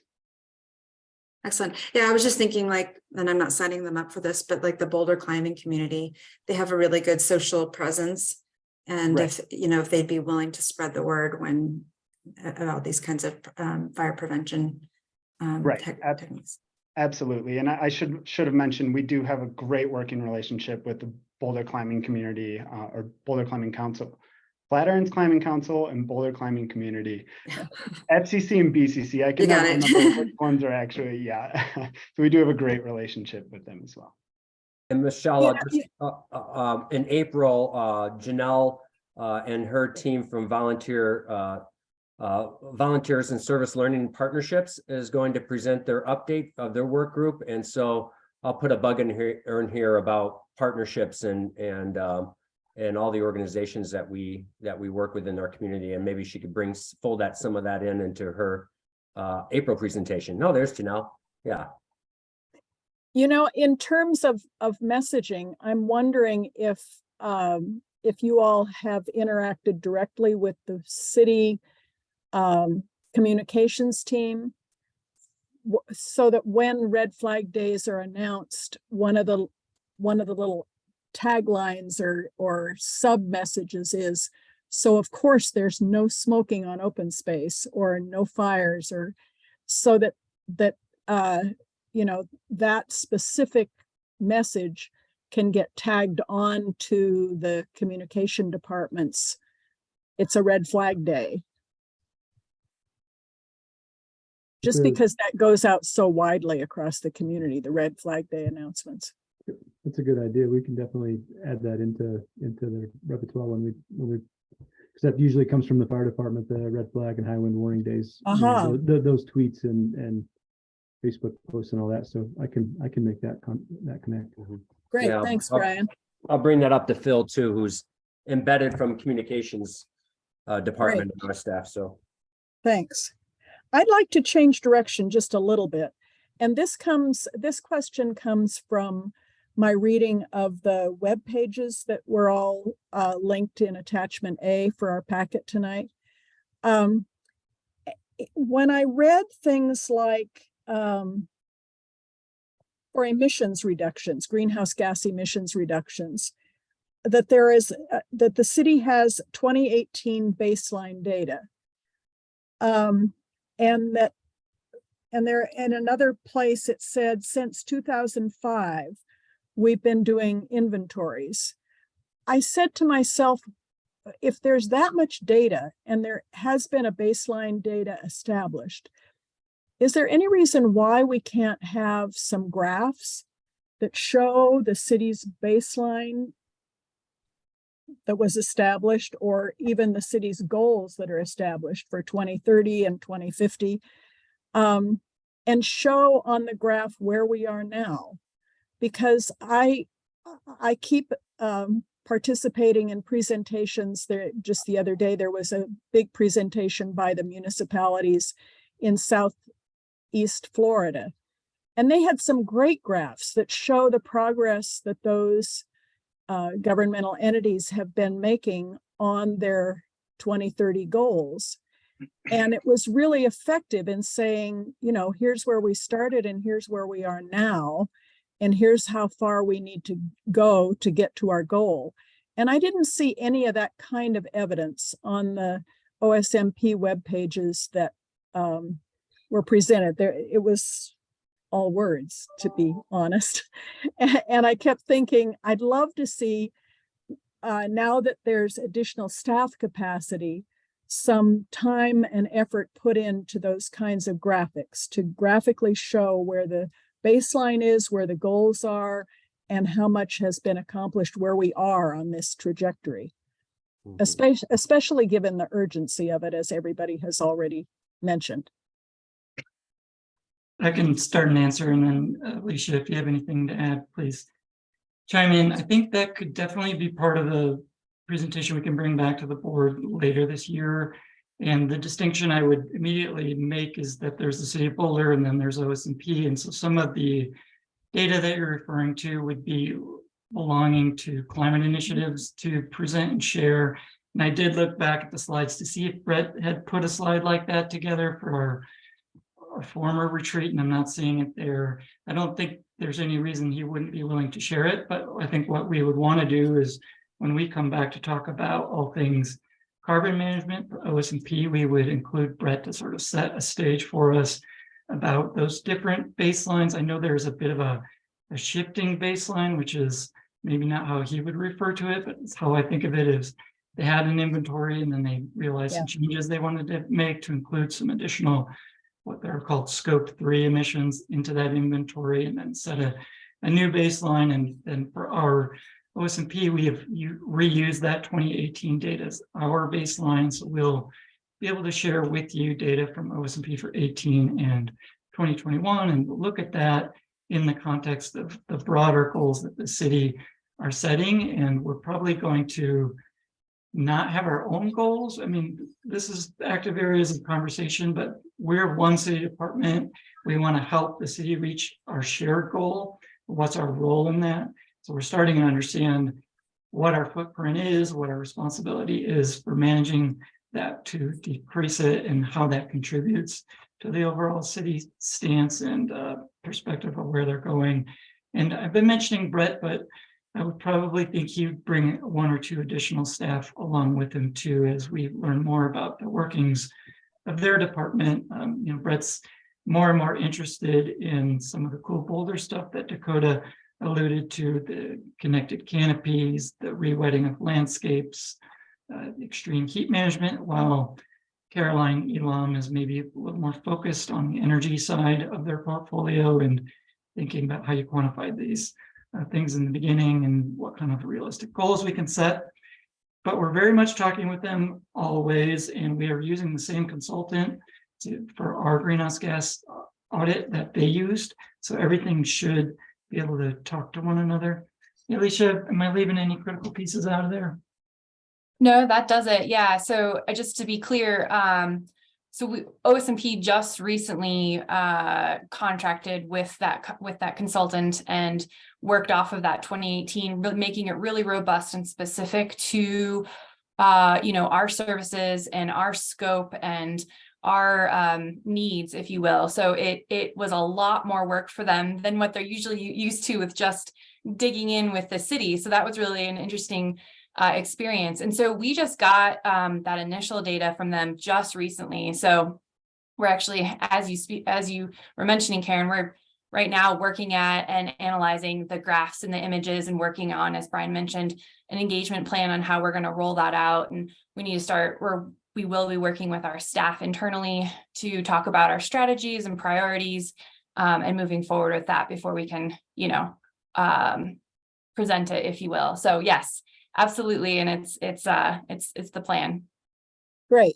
And I want to make it clear, I'm not just talking, Brian, about coming back to OSBT. I'm talking about making it public on the webpage and other means to let the public know what's going on and what we're achieving or not. And I also want to mention that there are, in fact, I believe, OSMP kinds of data that you can do within a department. I think this cross-departmental work is really important. But for instance, Chris Warner's 20 years of data about forest thinning could be done by OSMP itself and really be shown graphically to show the progress that's been made. And I think it's important to convey that to the public. Otherwise, nobody knows. Yep, I totally agree. I'm smiling because it's as if you've been in these meetings with us. Absolutely part Oh, of. you mean you were just talking about that this week? Yeah, you're reading our minds. So if we just if we stay in the lane of carbon for a minute, we are doing another inventory of carbon in land, above ground, below ground, and looking at the forest program specifically about how much carbon are we removing, what's the fate of that carbon, what's the net benefit to regenerating those understories, reducing wildfire risk.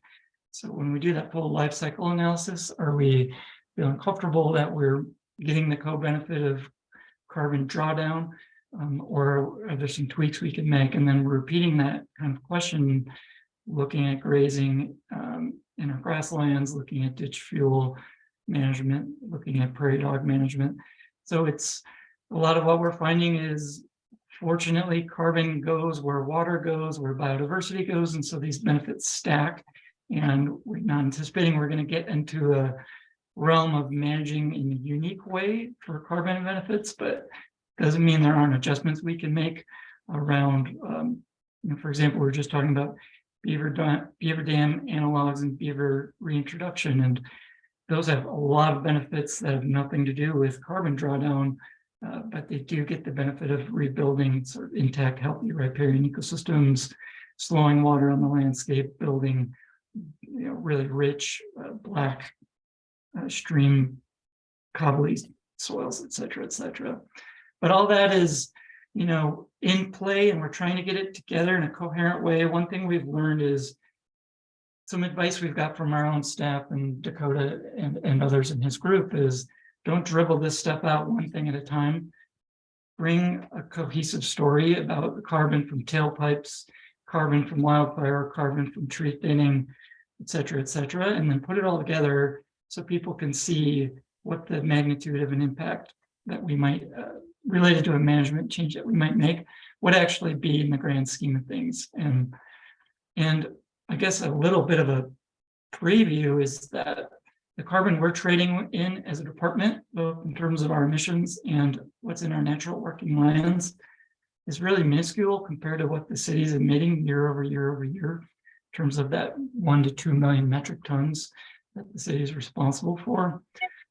So we're going to do what we can. I don't think it's going to lead to a revolution for OSMP. I mean, our charter is going to prevent that anyway.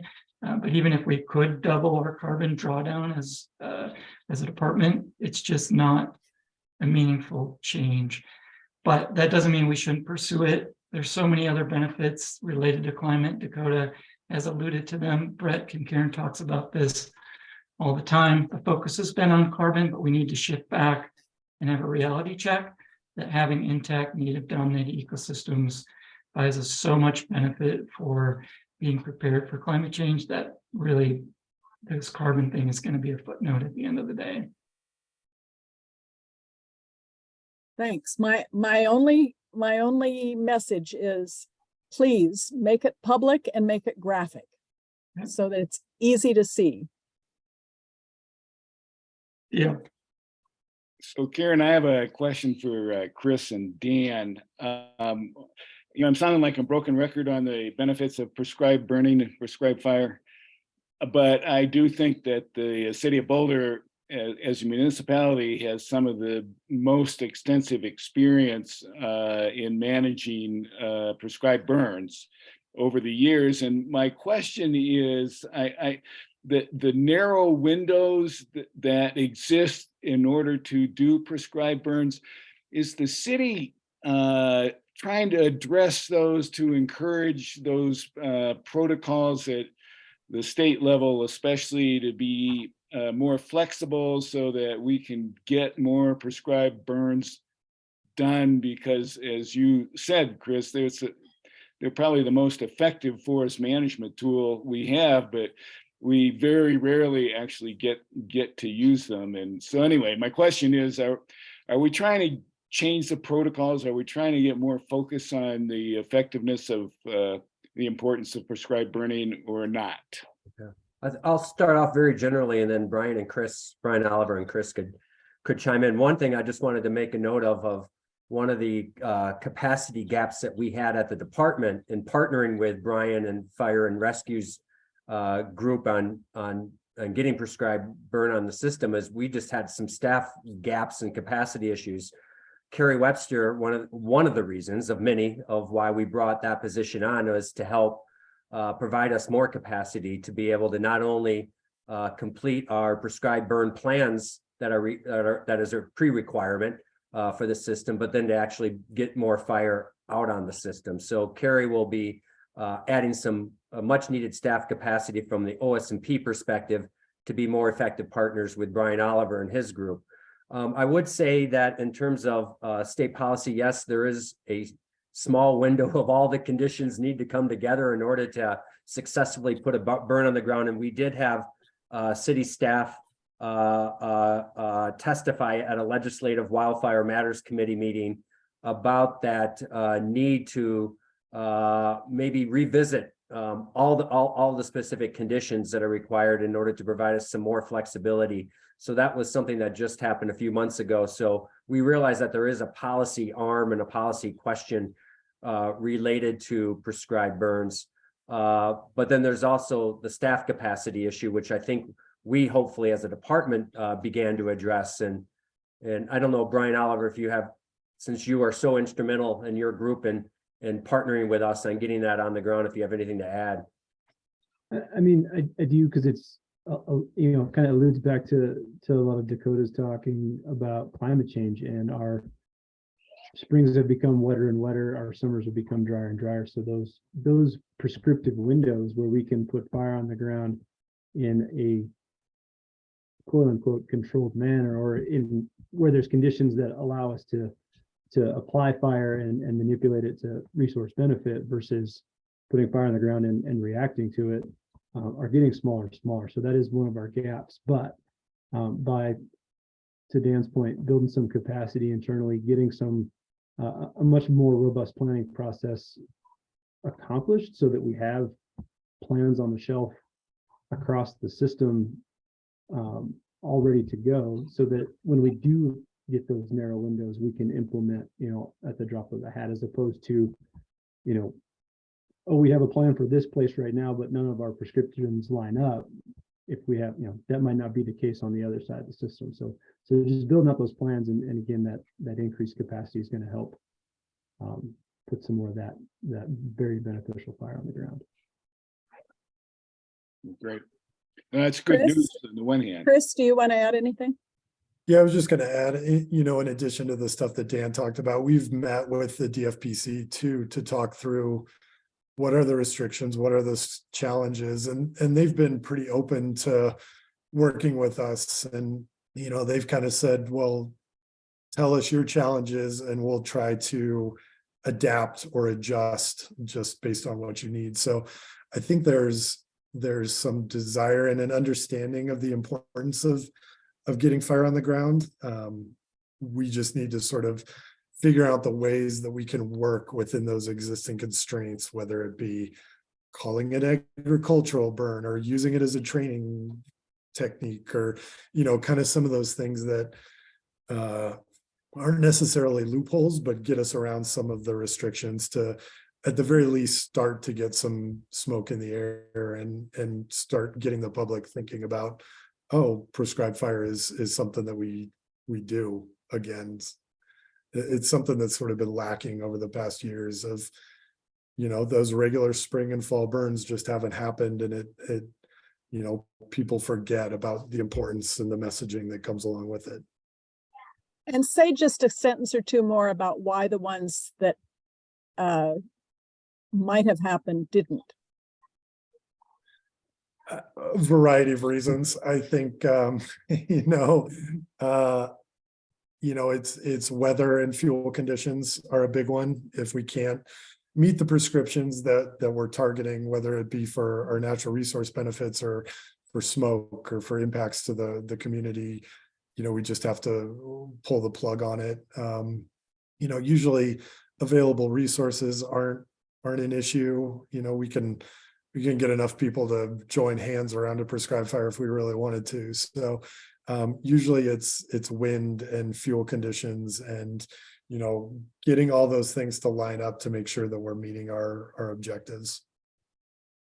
Yeah, Chris, I guess my gut feeling is that air quality is actually a key one. And from my perspective, it's like, well, okay, if you do a prescribed burn and yeah, the air quality isn't terribly high, the impact though is much less than it is if you have a wildfire going on. And so it's like, are we able to get some trade-offs or understanding of, we may, have some discomfort or inconvenience on the one hand, but on the other hand, it's going to be much more beneficial in the future.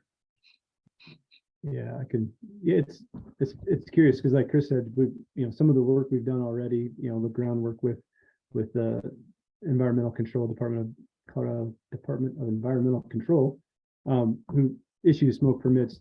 They're one of the most flexible and one of the most accommodating agencies we work with. They're same thing. They're proponents. They're fire practitioners. They also understand that benefit. So they're trying to bend the rules for us as best they can. I think also to Chris's point with getting more smoke in the air, one of our biggest challenges is that community messaging piece and getting people to understand that a little smoke now is a whole lot better than that big thick cloud of black smoke for days on end because we've got an uncontrolled wildfire. So being able to rebuild some of that public trust and get some more smoke in the air and people become a little more accustomed to that minor inconvenience is going to be a way we can start building some momentum in the prescribed fire program again. Great, thanks. Maybe that's something that can be included in the discussions regarding the CWPP with the public over the next year. 100%.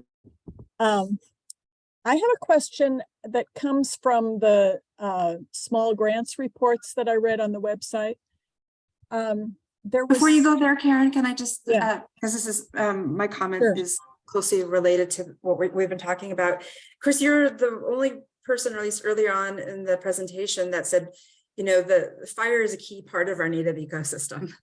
And I think all of OSMP staff probably had early reading of the big burn, but that was like a recent reading for me and really eye-opening and understanding that fire is really important and messaging that to the community, especially when it comes to prescribed burns. But, around the messaging generally, it's like, the community needs to hear, and it sounds like you all are trying to do it, but, the fire risk is directly related to climate change.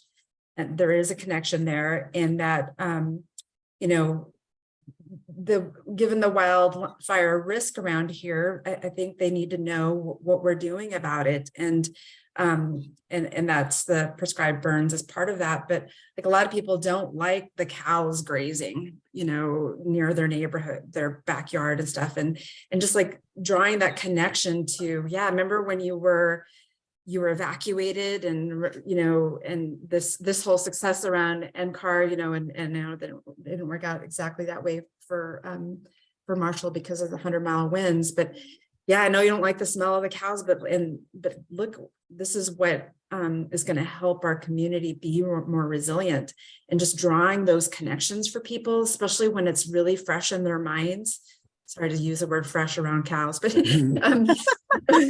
but to be like, oh yeah, and then so they can really just understand the importance of all the different techniques and tools that you have to help mitigate fires on open space lands. That's just the one thing that I wanted to impart before we left that topic. Thanks, Karen. Yeah, that's an important message. I don't know whether, Michelle, you listened to the council meeting right after the NCAR fire, but there were people who came and testified at that city council meeting saying, thank you for the cattle. Thank you for grazing those lands. So I think I think the NCAR fire did a great job in cementing that perspective.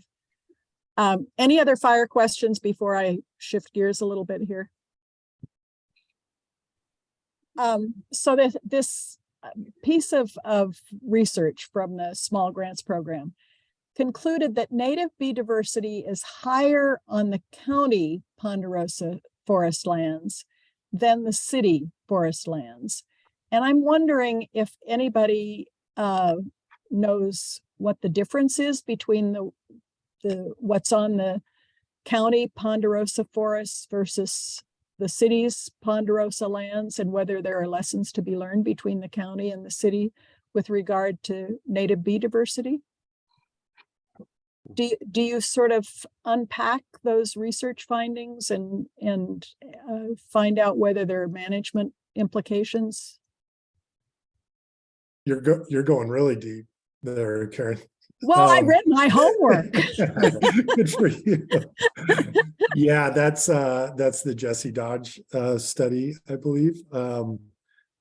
Yeah, I think I don't know if it was so much that it was they like the county land over the city land. I think it had more to do with the fact that there was a combination of treatment combinations that on county land that led to a more diverse understory response in those county plots. So, you know, they had areas that were both thinned and burned. We didn't have as many burn areas within our sampling areas on open space. Yeah. So I think it was just a matter of, I mean, I think generally the take home message was the more diverse the understory and the effectiveness of the overstory treatments on the understory response had the direct impact on kind of bee diversity and bee use. So again, that applies to a lot of things. You know, we've found our treated areas to be higher diversity of forest birds, bats, you know, all kinds of wildlife use. So, you know, it was kind of another reinforcing factor from that study. Okay, thanks.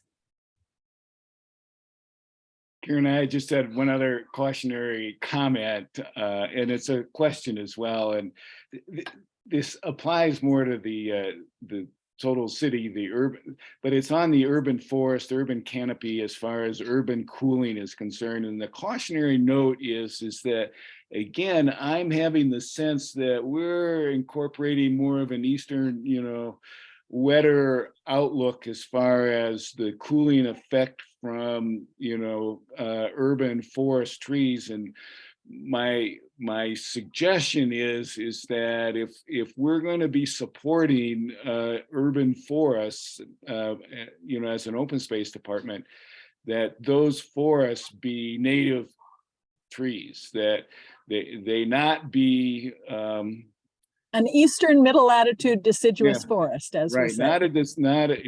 Eastern deciduous forest. And especially if it looks like, you know, Albuquerque is the standard that we're going to aspire to in the next 10 to 20 years. You know, the fact is that trees don't grow very well with a whole lot of water in those kinds of environments. And so I think we would be well advised to be very careful as far as our focus on the urban canopy as being a cooling mechanism to offset climate change, and be looking at alternative ways in a semi-arid to arid environment that those objectives can be accomplished. Just felt kind of Eastern to me, and you know, it's just not that just isn't going to work here. Yeah, and it goes back to the real need for Boulder residents to see native plants that can be grown in yards successfully and achieve the kind of outcomes that the Cool Boulder program is aiming for. And I don't think we do the job that we should to present to residents pictures and dimensions of how high these things grow and whether they grow on the north side of buildings or the south side of buildings or what exposure they need. and what amount of water they need, so that people can select native species that are appropriate for their yards and use them more in landscaping. We just don't have that kind of a reference document available for residents. And so all the people who move here from eastern latitude deciduous forests say, oh, I need to plant a tree, I'll plant a maple, or you know, something that they know from back home where they grew up. Yup.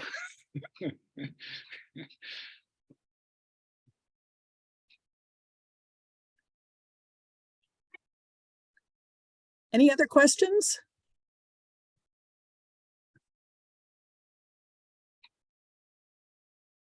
Well, I think this has been a series of great presentations. I really appreciate, I have to say one more time, the interaction among city departments. It's been more obviously robust to me in the last week than it ever has been before. And I think, you know, pressing issues like climate change demand that kind of collaboration if we're going to make progress. And so I applaud all of you who are doing this work, and thank you for your participation tonight. Yeah. Well, thank you, Karen. Thank you, trustees. And just, I want to put out my thanks to all the staff who helped put this all together. I've kind of seen the evolution of it over the last 2 months, and just a big shout out to Brian Aneker, who was sort of our orchestrator of all this and kind of coordinating it all at the high level. So thank you, Brian, and thank you all the team for putting your time and talents into this. And I want to just thank Brian Oliver for joining us. And I think you added a lot of richness to our conversation. So thanks for taking the time out of your night. Yeah, thanks a lot. And we have more to come at our March meeting. Yep, we'll be here. All right, thanks, everyone. Good night, thanks. Thank you. Drive home safely.